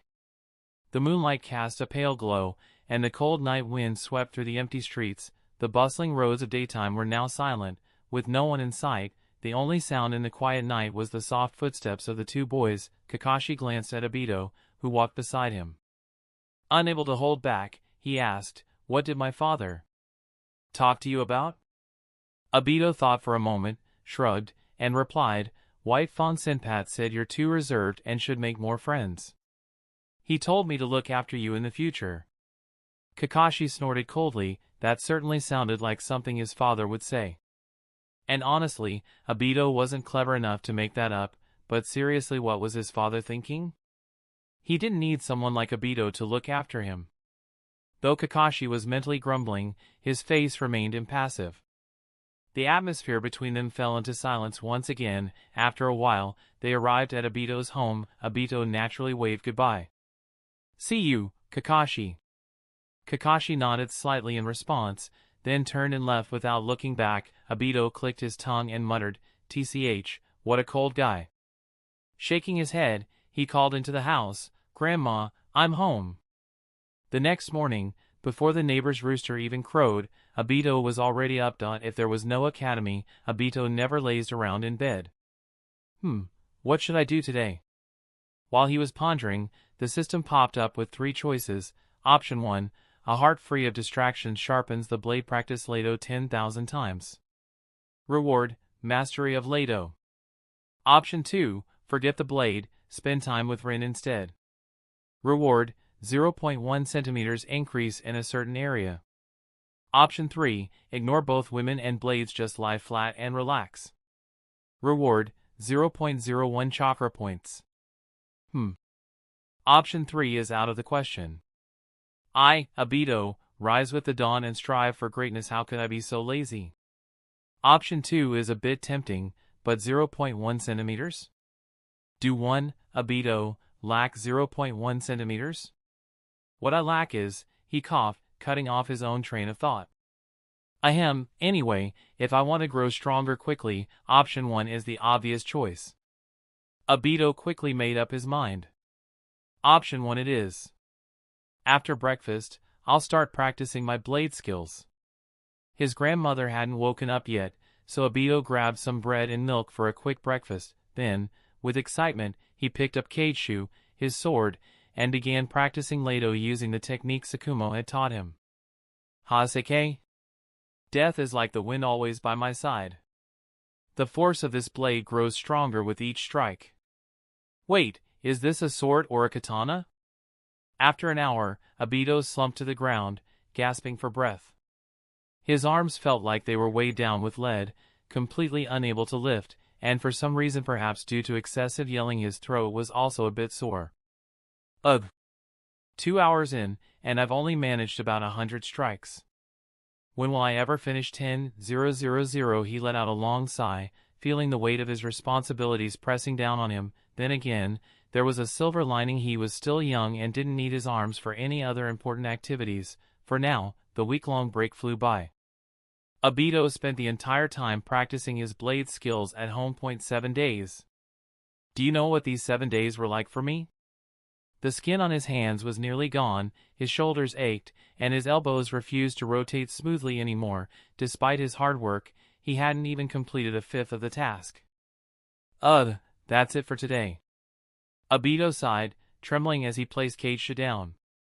Then he dragged himself to bed. Academy starts tomorrow. I'd better get some rest, he thought. Just as he was about to close his eyes, another system prompt appeared. Frowny face. Option 1, burn the midnight oil, gain power or perish. Push yourself, young man. Reward, double progress on your current task, Lado. Option 2, pretend you didn't see. Option 1. Reward, -1 vision. What the 7? Was this one of those no real choice situations? Obito sat up abruptly, yelling, I can do this. His grandmother's voice drifted from the other room. Obito, Obito chuckled nervously. Sorry, Grandma. Sorry. You rest well. He picked up Keishu with trembling hands and resumed practicing. The next morning, Obito staggered toward Academy, sporting 2 huge dark circles under his eyes. He looked like some famous sleep-deprived celebrity. Ugh, I'm so tired. But hey, with that double progress reward, I've already reached almost 4,000 strikes. This must be the joy of pushing yourself to the limit. Yawning endlessly, he stumbled into the classroom and immediately collapsed onto his desk. Zzz. He wasn't sure how much time had passed when a soft, sweet voice woke him. Obito, Kasuke-sensei is here. Wake up! Rubbing his eyes, Obito sat up groggily, his mind blank. Who am I? Where am I? Why am I so incredibly handsome? Kasuke breezed into the classroom, holding a sheet of paper with a grin. I've got some great news for you all. After a dramatic pause, he announced, our class ranked first in the entire grade for average scores this time. The class erupted in cheers. Woohoo! Nagano stood up and shouted, Sensei, when are you treating us to a feast? Kasuke scratched his head in confusion. A feast? What feast? The classroom filled with playful jeers. Boo! Even Kasuke's thick skin couldn't withstand it. Embarrassed, he muttered under his breath that he had planned to treat them, but his wife had firmly vetoed the idea. Sure, he had a bit of private savings, but nowhere near enough for a whole class. Chapter 14, Shikayu, the vacation. To avoid the awkward atmosphere, Kasuke quickly changed the subject. Alright, class. Let's announce the test results. The kids below were not so easily distracted. Someone shouted, Kasuke-sensei is trying to change the subject. Immediately, someone chimed in, yeah. You promised a feast if we got first place. That's right. Don't lie to kids. No tricks. Kasuke-sensei, you're so mean. Cheating even us kids. The noisy little ones were so loud they almost brought the roof down. Just then, a lazy voice cut through the clamor. Alright, let's forgive Kasuke-sensei. He's probably got it rough. My guess is that at least 80% of Kasuke-sensei's salary doesn't stay in his own hands, huh? The kids froze for a moment, then their expressions turned comically vibrant. Really? For real? Nagano smirked mischievously. Kasuke-sensei, you should have told us if you had troubles. We would have understood. Another joined in. Exactly. We get it. Kids in this world matured way too fast. Gossip was far more interesting to them than some feast. A girl giggled and said, didn't think Kasuke-sensei was so whipped. Love it! When I grow up, I want to marry someone like Kasuke-sensei. His personality, not his looks. Kasuke covered his face with both hands. He felt his dignity as a teacher vanish completely. If not for the shoes on his feet, he would have been so embarrassed he'd dig a 3-bedroom apartment with his toes. He cast a resentful glance at the child who had started all this. Thanks a lot. The boy waved it off dismissively, muttering softly. See, this is why women are so troublesome. The boy, with his pineapple-styled hair, lazily leaned against his desk. His distinct appearance and sharp intellect made it clear he was a member of the Nara clan. When the commotion finally died down, Kasuke tapped on the desk to regain their attention. Alright, time to announce the results. When I call your name, come up to get your test paper. The mood grew tense at the mention of grades. Phew, I'm so nervous. Same. If I don't do well, I'm gonna get beaten when I go home. Haha, good thing I'm an orphan. If you're an orphan, should I let your uncle and aunt know next time? No. I'll treat you to drinks after academy. Please, be human, Kasuke began. First place, Hataki. Kakashi stood up emotionlessly, retrieved his paper, and sat back down without a word. Kasuke was used to it. This kid always seemed devoid of emotion. Second place, Nara Shikayu. Shikayu lazily got up, moving as if he were an old man in his 70s. One of the top students let out a wail. Ugh, it's those two in the top spots again. I bet I'm third. Another top student sighed. Being in the same class as them, are we lucky, or just unlucky? But hey, third place should be me. The two looked at each other, sparks flying in their eyes. Nagano laughed loudly. You two are wrong. Someone bragged during the test that they'd make the top 3. With a sarcastic tone, he added, clearly, third place will go to the genius of our class, Uchiha Obito. Meanwhile, Shikayu slowly returned to his seat. Kasuke continued, third place. Uchiha Obito. Top student A, question mark. Top student B? Nagano, question mark. Everyone was stunned. In a way. Obito actually made the top 3? Obito, grinning, didn't immediately get up to claim his paper. Instead, he smirked and made faces at Nagano. Kasuke was speechless. Obito, I called your name. Didn't you hear me? Obito stood up, still grinning. I heard you, Sensei. I just wanted to make sure everyone else heard it too, Kasuke. Hurry up and get over here. Under envious and begrudging gazes, Obito cheerfully retrieved his paper. At the same time, a notification echoed in his mind, selection complete. Reward obtained, fire release proficiency plus 51, 4th place, top student of 5th place, top student B. After announcing everyone's grades, Kasuke assigned the holiday homework. Obito, however, didn't hear a single word. Homework? What homework? When I was dead last, I didn't do homework. Now that I'm in the top 3, why should I start? Kasuke droned on for another half an hour before finally stopping, still reluctant to let go. Alright, enjoy your vacation. See you all next term. Once Kasuke left the classroom, the kids erupted into cheers. Vacation. Inside the classroom, small groups of friends began gathering to plan their break. Homework? No one would touch it until the last minute. Rin approached Obito, ready to congratulate him, but another girl discreetly shoved her aside. The newcomer sidled up to Obito and spoke in a sugary voice. Obito, I didn't think you'd do so well. I didn't understand a few questions. Could you teach me later? Obito shot her a glare. Why didn't you ask Kasuke-sensei earlier? Now you're asking me? Are you trying to make things hard for me? No time. Ask Kakashi instead. The girl left, fuming. Ugh, stupid straight guys. Rin couldn't hold back her laughter. Just then, an unexpected figure approached, arms crossed. Not bad. Congrats, congrats. Guess I underestimated you. Shikayu, Obito was slightly surprised. They'd hardly interacted before, yet Shikayu was now talking to him. Thanks, Shikayu, Obito replied. Shikayu nodded slightly, sighing inwardly that he felt lonely. Typically, Nara clan kids formed a trio with members from the Yamanaka and Akimichi clans in Shikacho, but his parents had decided to have a second child, while the other two families hadn't. Over the years, he'd tried making friends on his own, but geniuses like him were usually solitary. He refused to mingle with ordinary kids. He'd even tried befriending Kakashi, total failure. The rest of the class didn't interest him. Now, though, he'd found a new target, Obito. Shikayu leaned in closer, studying Obito intently. You know, you seem different lately. Almost like you're a different person. You're not, are you? Obito froze. What the hell? Pineapple heads are scary. Seeing Obito's unnatural expression, Shikayu scratched his head and added, just kidding. Don't take it seriously. The awkward atmosphere eased a little. In the brief silence, a crisp voice rang out. Obito, Shikayu, Rin, plans for break.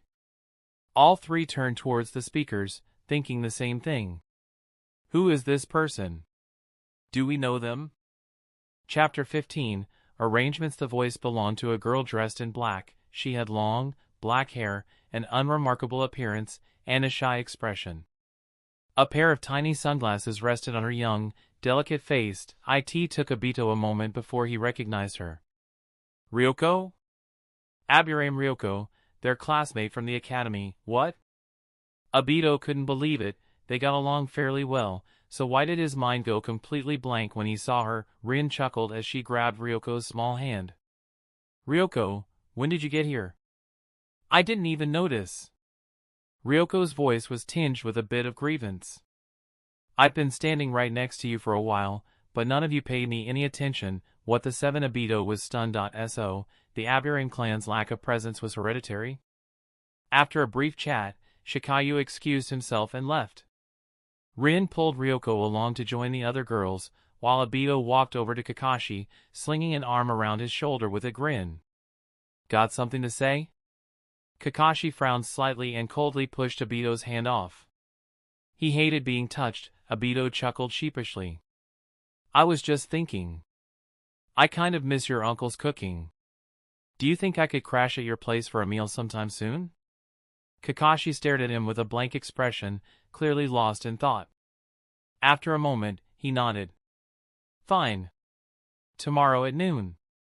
My father should be free then. Just then, a green-haired boy with a bowl cut inserted himself between them.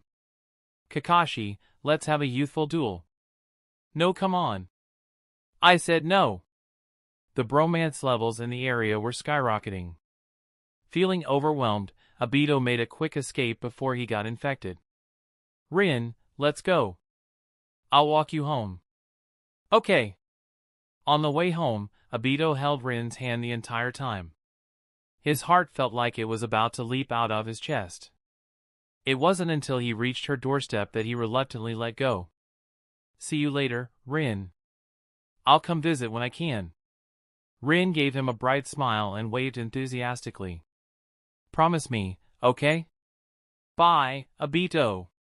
Waiting back, Obito watched her disappear inside. Feeling a strange sense of loss, he made a decision. He wasn't going to wash his hand tonight. The next day at noon, Obito arrived at Kakashi's house. His goal for visiting Hataki Sakumo wasn't just the food. First, Sakumo was one of the strongest ninja in the current era. Interacting with him might trigger system prompts. Second, Obito wanted to find a way to lift Sakumo's spirits, hoping to prevent him from falling into despair. He wasn't sure if he could succeed, but it was the least he could do. Taking a deep breath, he knocked on the door. Knock, knock, knocked. A moment later, the door opened to reveal Sakumo. The man's eyes carried a deep sorrow that seemed almost tangible, but when he saw Obito, a genuine smile appeared on his face. Ah, Obito, you're here. Obito scratched his head with an awkward laugh. Uncle, your cooking is just too good. I couldn't resist bothering you again. Sakumo chuckled warmly and ruffled Obito's hair. You're no bother at all. Come in and have a seat. Sakumo's cooking did not disappoint. Obito ate to his heart's content, especially since Sakumo wasn't stingy with the expensive cuts of meat. After the meal, Sakumo noticed Ingshu by Obito's side. Did you bring your sword? Are you here to discuss Kenjutsu?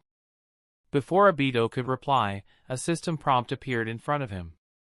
Options: request guidance on Aito, draw/technique. Reward: double progress on the current mission. Laldo, request guidance on basic sword techniques. Reward: unlock the basic sword techniques mission. Request guidance on cooking. Reward: Hataki family's secret recipes. Obito quickly dismissed option 3 and made his decision. Sakumo uncle, I'd like to refine my Laldo with your guidance. His tone was earnest. Sakumo nodded approvingly. Very well. Follow me.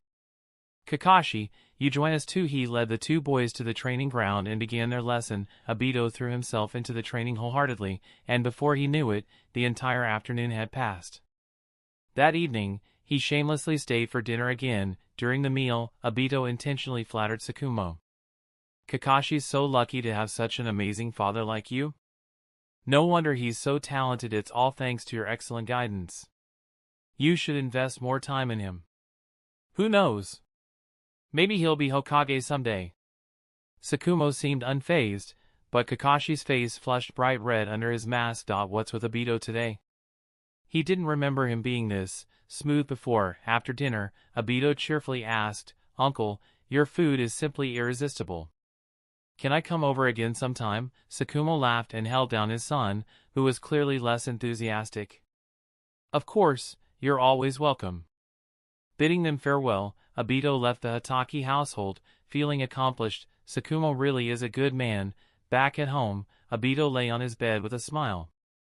His efforts today had paid off handsomely. His Lato progress, which had been approaching 4,000 repetitions, had now doubled to nearly 8,000. The finish line was in sight. Exhausted but satisfied, he drifted into a deep sleep, dreaming of the plans he had for tomorrow. The next day, Obito didn't wake up until noon. Yawn. Why does it feel like I always have half the day less than everyone else? Grumbling, he quickly dressed, grabbed a bite, and headed out. Today's objective, mastering ninjutsu. In the world of shinobi, ninjutsu was indispensable. The more techniques a ninja knew, and the higher their level, the stronger they were considered. However, ninjutsu was a resource monopolized by clans and Konoha's upper echelons. At the academy, civilian students could only learn the basics. The 3 academy techniques: clone jutsu, substitution jutsu, transformation jutsu. Anything beyond that, dream on, unless you join Konoha's official ranks or a major clan. High-level and destructive ninjutsu would remain out of reach.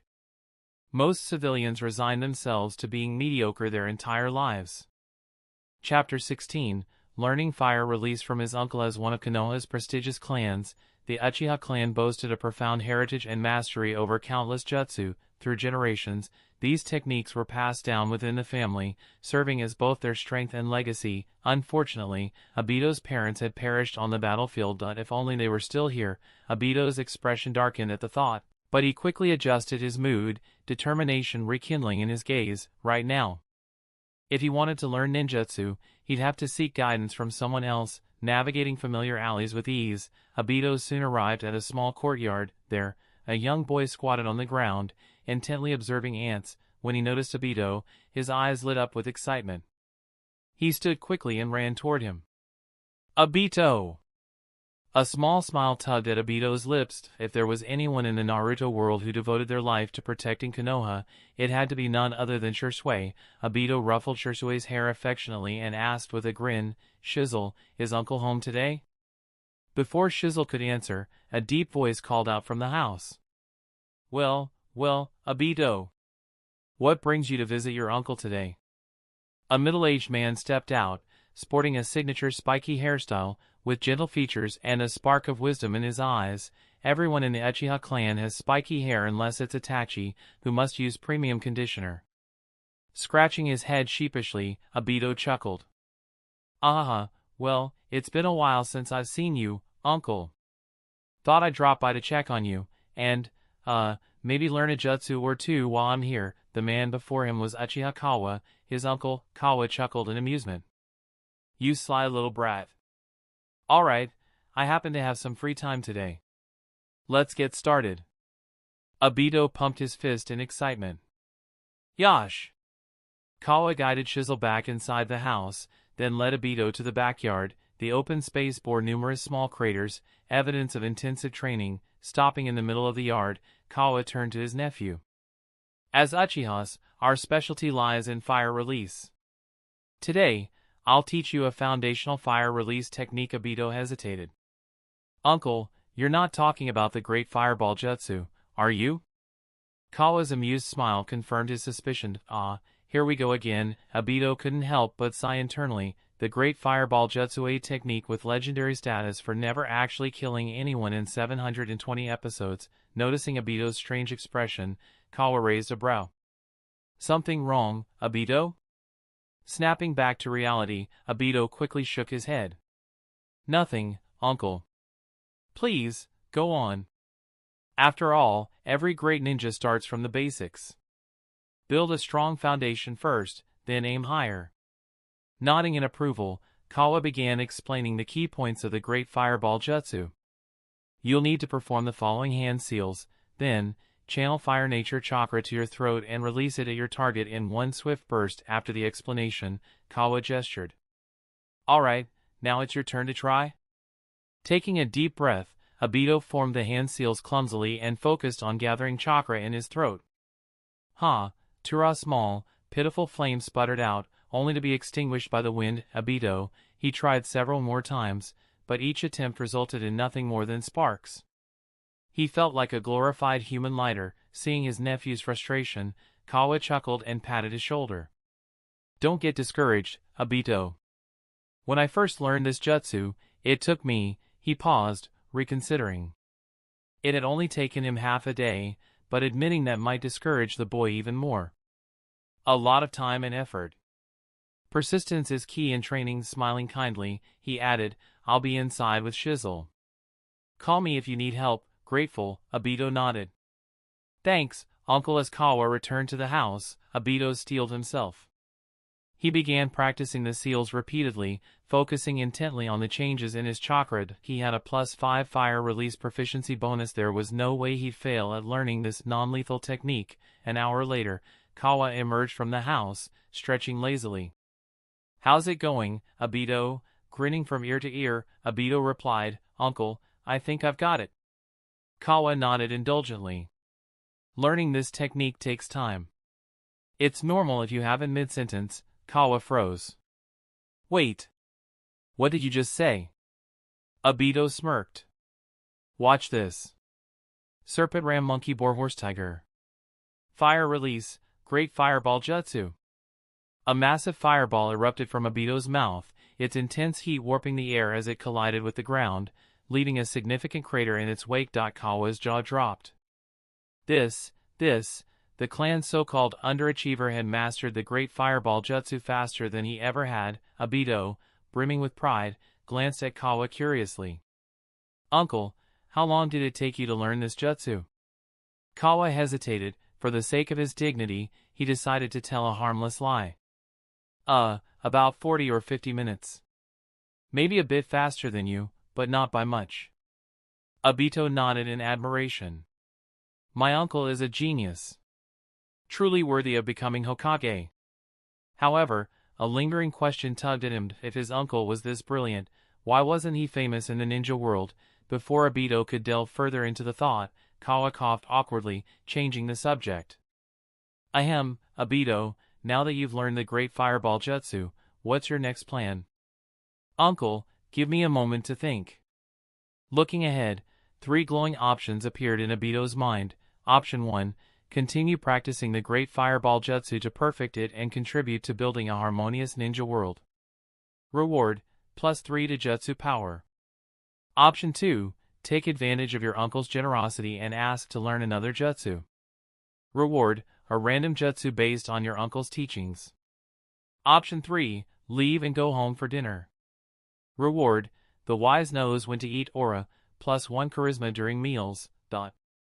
What the heck is the wise knows when to eat or and pass? Option 17 also pass. The Great Fireball Jutsu never hits anyone anyway. What's the point of improving it?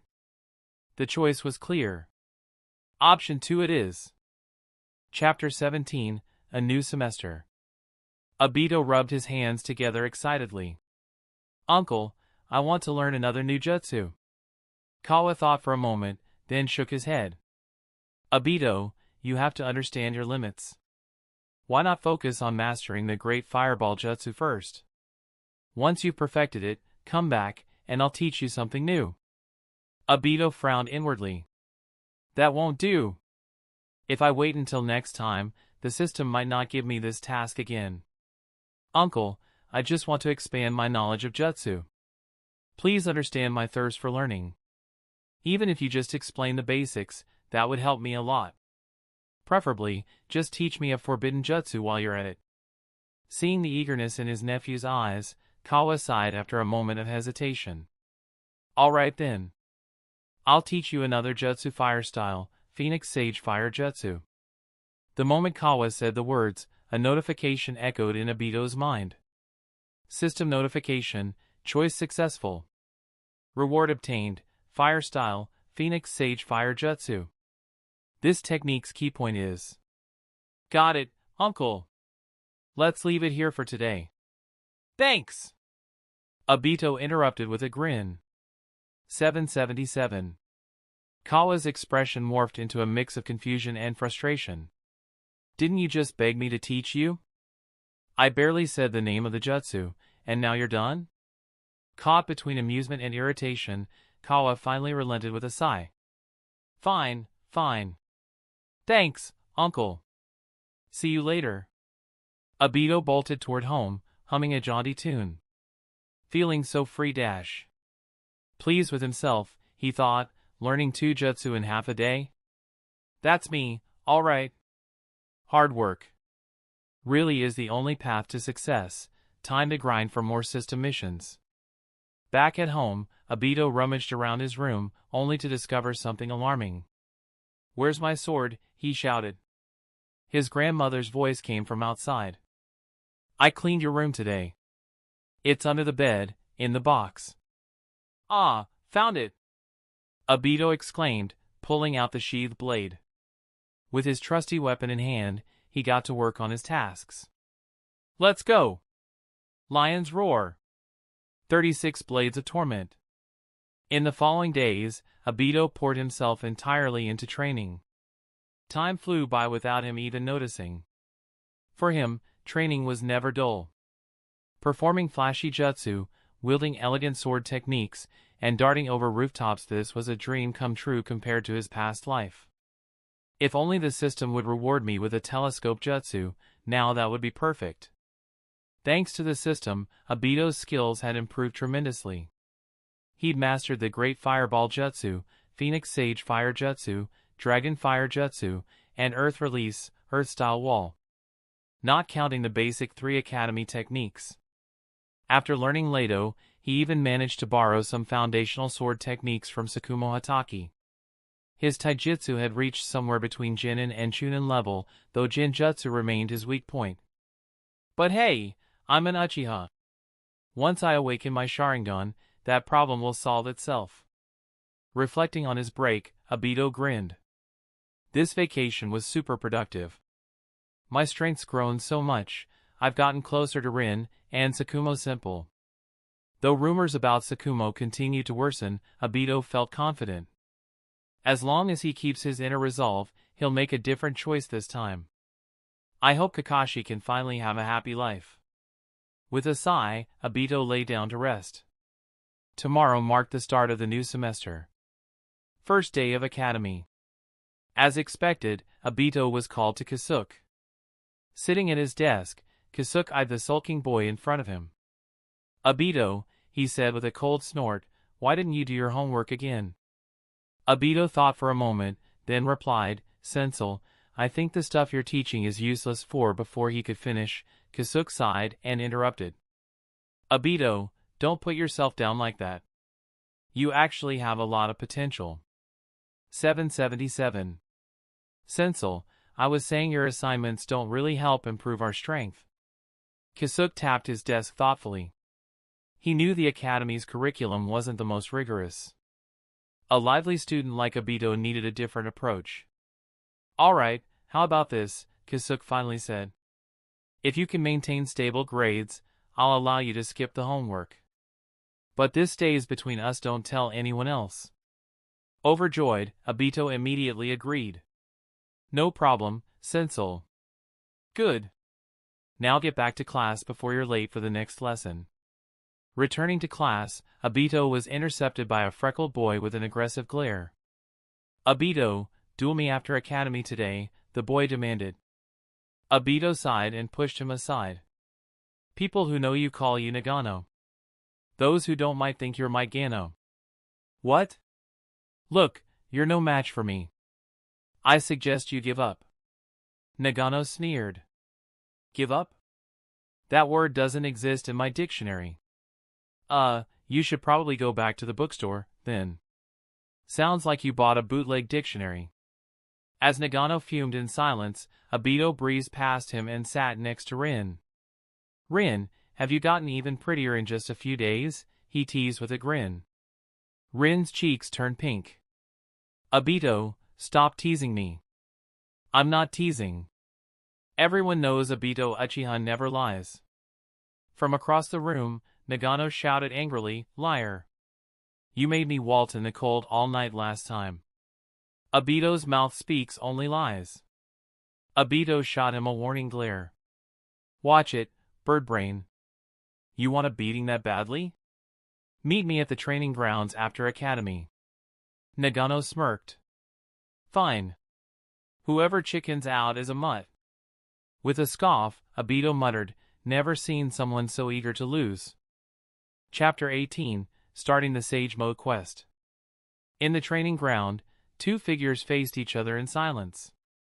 A cold wind swept through, lifting their sleeves as their gazes locked, sharp as blades. Obito handed his cup to the little girl beside him without turning his head. "Rin, could you get me some hot water? We can drink it on our way back later."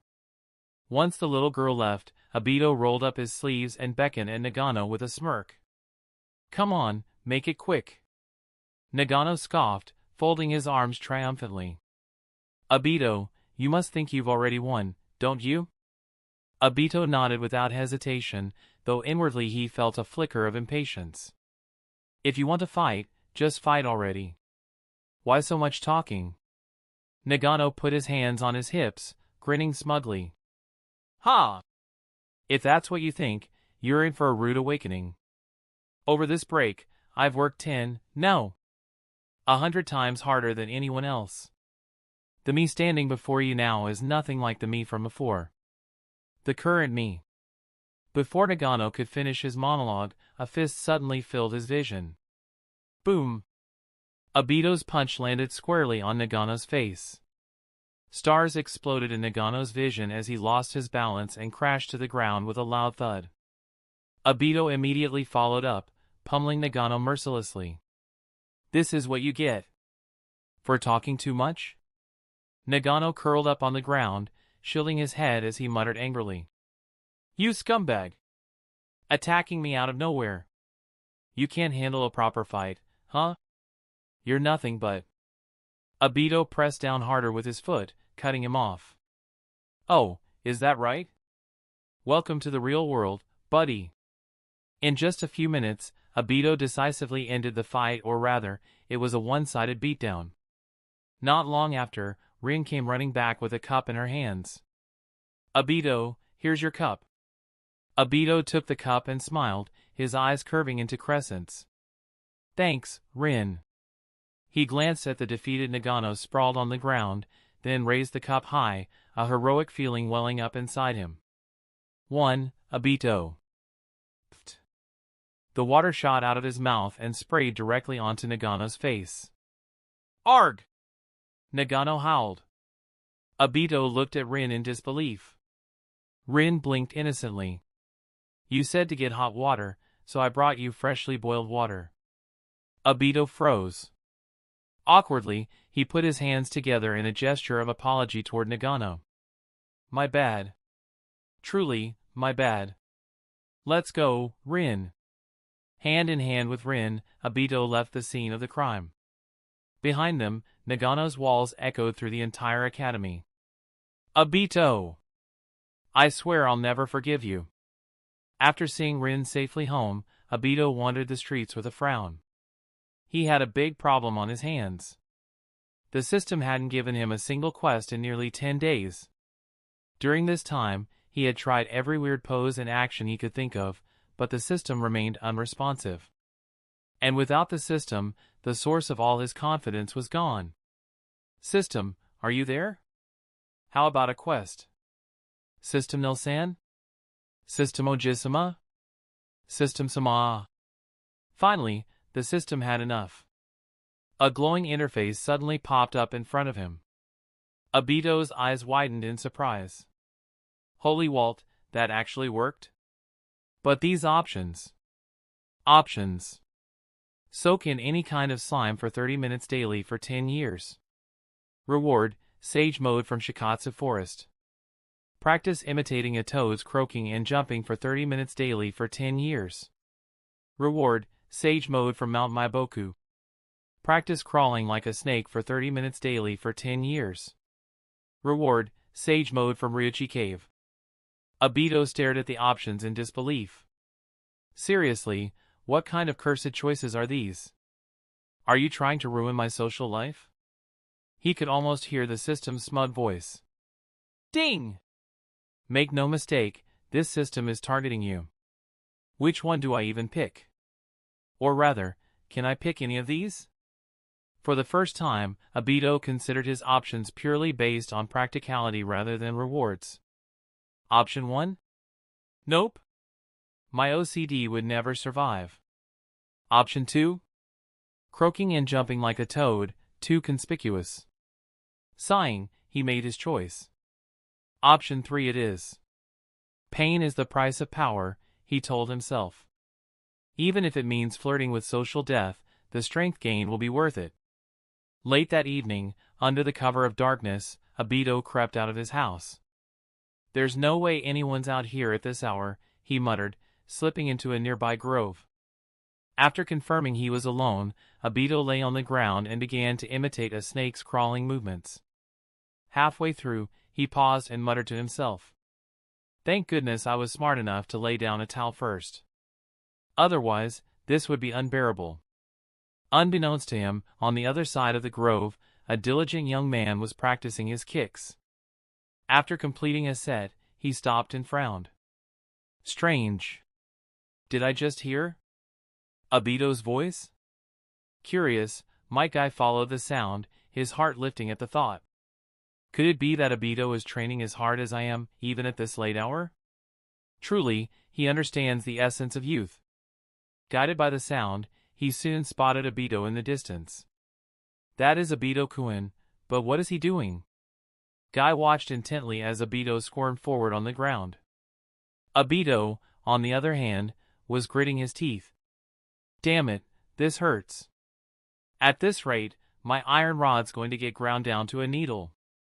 Hearing a noise, he looked up and locked eyes with Guy. Obito froze. The kind of existential crisis that only a brush with social death could bring hit him like a ton of bricks.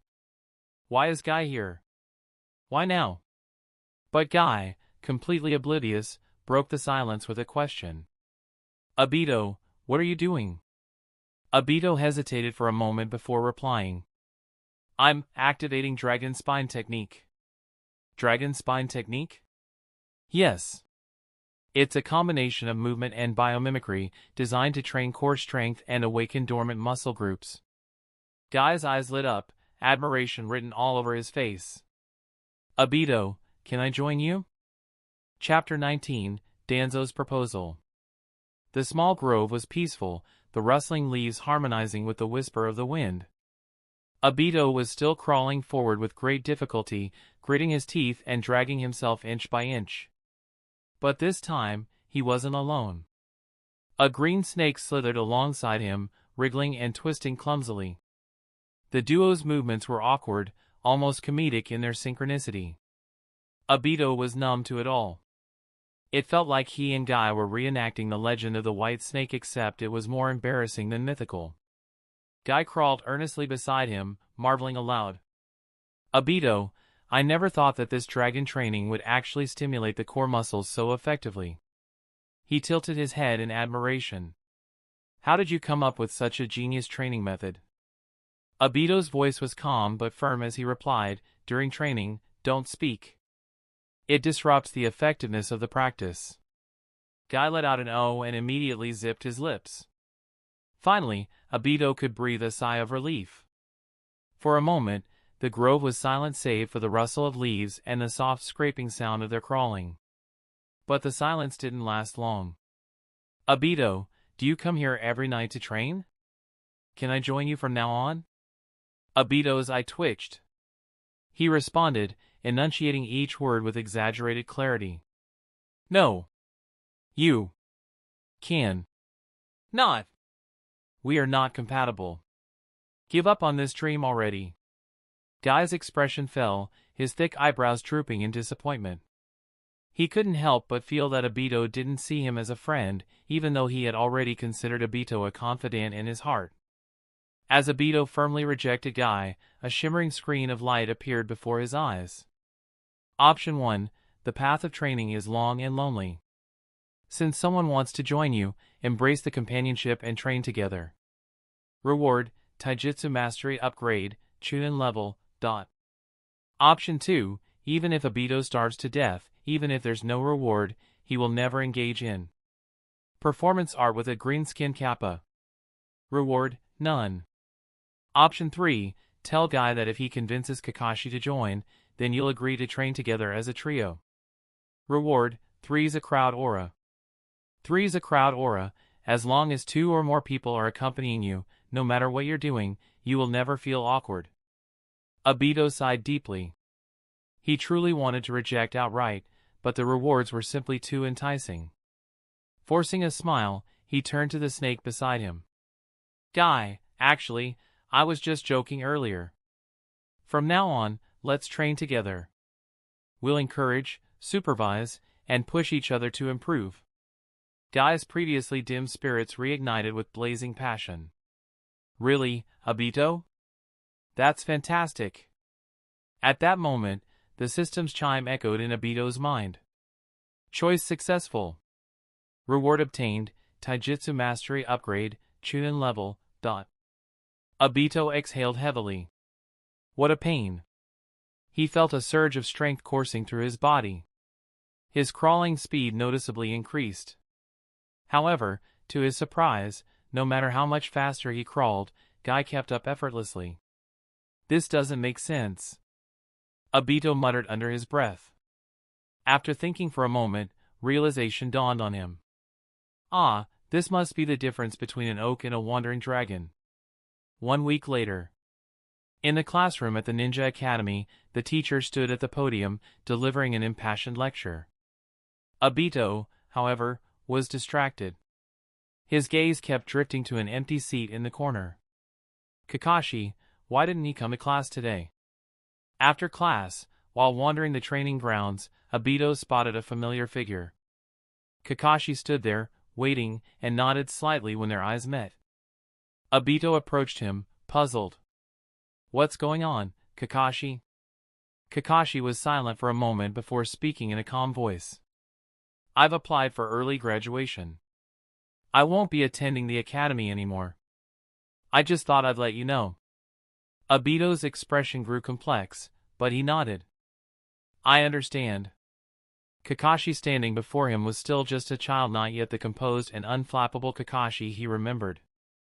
Even if Kakashi was mature beyond his years, the whispers and rumors must have weighed heavily on him. Obito thought for a moment and placed a hand on Kakashi's shoulder.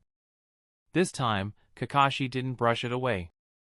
Looking him in the eye, Obito said sincerely, "No matter what decision you make, I'll always support you unconditionally. Because you're Kakashi. Because you're my friend." Beneath his mask, Kakashi's mouth curved into a faint smile. On the surface, he remained stoic. I'll be off then."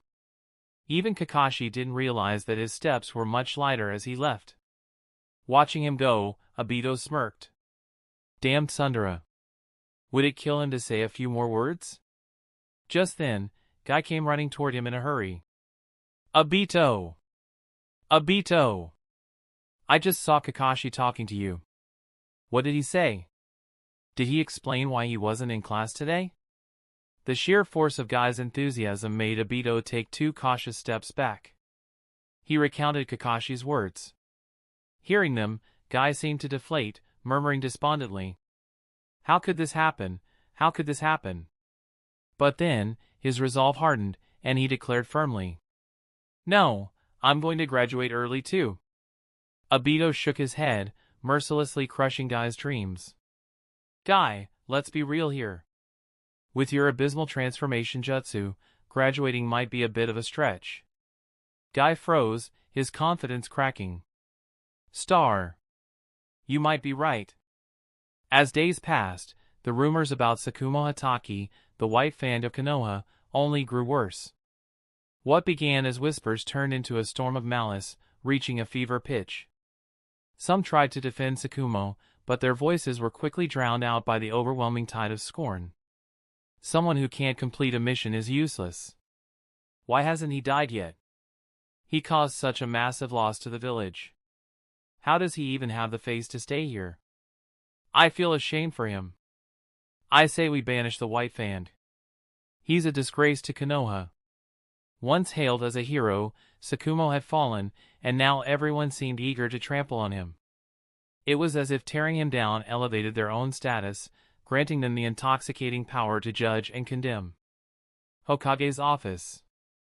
Hiruzen Sarutobi sat at his desk, gazing at Sakumo Hataki with a heavy heart.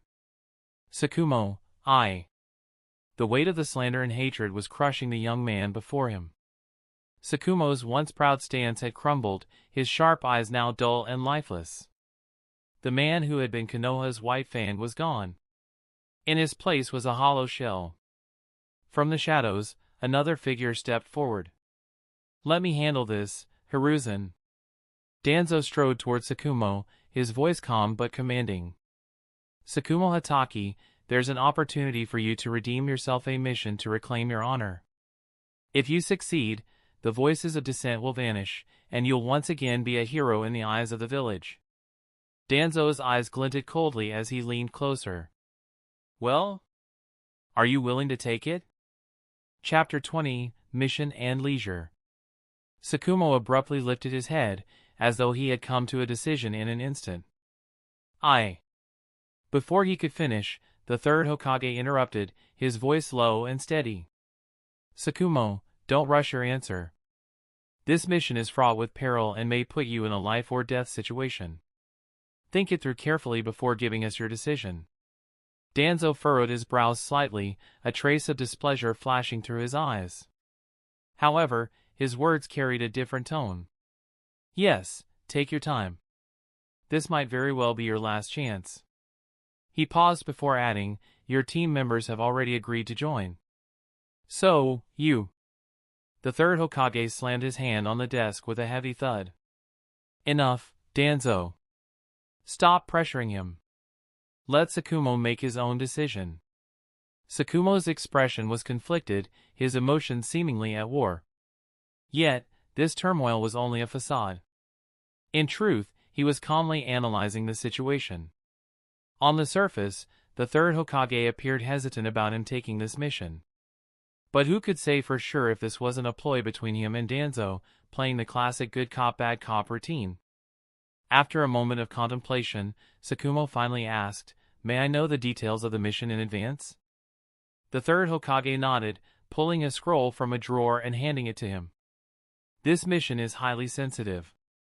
Once you read it, you'll understand." Sakumo took the scroll, and as his eyes scanned the intel, realization struck immediately. "This is..." The third Hokage gave a small nod. "That's right. It's the same target as your last mission. He's once again ventured out of his territory." Sakumo's face darkened. The target that had forced the white fang of Konoha to retreat in failure was no ordinary foe. Even when he had the element of surprise last time, he couldn't eliminate the target. Now that the enemy would be on guard, the difficulty of this mission would undoubtedly skyrocket. The Hokage's office descended into silence. After what felt like an eternity, Sakumo exhaled deeply and knelt on one knee. "Sakumo, at your command." Behind his desk, the third Hokage exhaled a puff of smoke, his face obscured by the swirling haze. "I understand. Go and prepare." After Sakumo left, Danzo chuckled softly. "Hiruzen, I don't see why you're so worried. While the mission is challenging, with Sakumo's intellect and skill, he might find it taxing, but nothing more." The third Hokage turned his head to gaze at Danzo, his expression unreadable, his eyes gleaming with a mysterious intensity. "Let's hope you're right." Danzo felt a slight chill under his old friend's stare, his unease betraying itself in his demeanor. "Well, I have matters to attend to at route. I'll take my leave." Meanwhile, in the classroom, Kisuke paced back and forth on the podium like a human lullaby in motion. Obito's head bobbed as sleep crept over him, his consciousness wavering. Kisuke noticed Obito's drowsiness and felt a wave of irritation rise within him. "Obito!" A piece of chalk flew through the air with pinpoint accuracy, smacking Obito square on the head. Ninja precision wasn't something to be taken lightly. "Ow!" Obito sat up straight instantly, a look of grievance on his face. "Come on, sensei. Hitting me with projectile accuracy is bad enough, but did you really have to enhance it with chakra?" Kisuke snorted. Some people think they can slack off just because they've made a bit of progress recently. This kind of attitude is unacceptable. Obito muttered under his breath. "Sensei, just call my name outright next time." After a brief scolding, Kisuke continued his lecture. Obito listened for a bit before zoning out again. No mission from the system, so what's the point of grinding away? After class, Obito, as usual, grabbed Rin's hand, grinning cheekily. Rin, it's the weekend. Let's go out for dinner. My treat. Rin's face flushed a deep red as she pulled her hand back. Obito, there are so many people watching. Rin dash. At that moment, Obito could only see Rin, his heart swelling as their connection seemed to grow. Pink flower petals seemed to drift down from above, filling the air with a hazy, romantic vibe. Until... Would you two mind including me as well? Obito turned, his face dark as thunder, and was greeted by a familiar pineapple-shaped head. Narrowing his eyes at Shikayu, Obito's gaze was anything but friendly. Did I offend this guy somehow? Shikayu wondered. Annoyed by the interruption, Obito spoke curtly. Fine, but you're paying for yourself. Shikayu scratched his head sheepishly. Sure, or I could treat both of you. Obito's mood instantly shifted, his sunny grin returning. Well, if you insist. What do you have in mind? Shikayu sighed, resigned. How about barbecue? The trio soon found themselves at a bustling yakiniku restaurant. At the entrance, a kimono-clad hostess greeted them with a bow and a bright smile. Welcome! Please, come in. Her attire left a bit to the imagination, or rather, too little. Both Obito and Shikayu couldn't help swallowing hard. Why is this kimono so loose? Shikayu mused. She may look 16, but she's got the presence of someone much older, Obito thought, trying not to gawk. The hostess led them inside, pausing to ask, what would you like to order? Shikayu thought for a moment. 3 servings of the signature barbecue set, please. The hostess gave him a peculiar look. Only 3? With 4 people, it might not be enough. All 3 of them blinked in confusion. 4? There are only 3 of us. Could it be? They turned simultaneously, dread creeping in. Behind them stood a black-haired girl with sunglasses, looking thoroughly dejected. Damn it, we forgot Riyoko. Obito slapped his forehead. Rin nodded, her expression conflicted. Yeah, earlier we all agreed to eat together, but somehow, we just couldn't remember her presence until now, Shikayu mentally finished, feeling guilty. Make that 4 servings, he told the hostess. Right away, she replied sweetly. Soon, the group was seated around a table as the aroma of sizzling meat filled the air. As they enjoyed the feast, Rin suddenly set down her chopsticks, a pensive look on her face. By the way, does anyone know what Kakashi has been up to lately?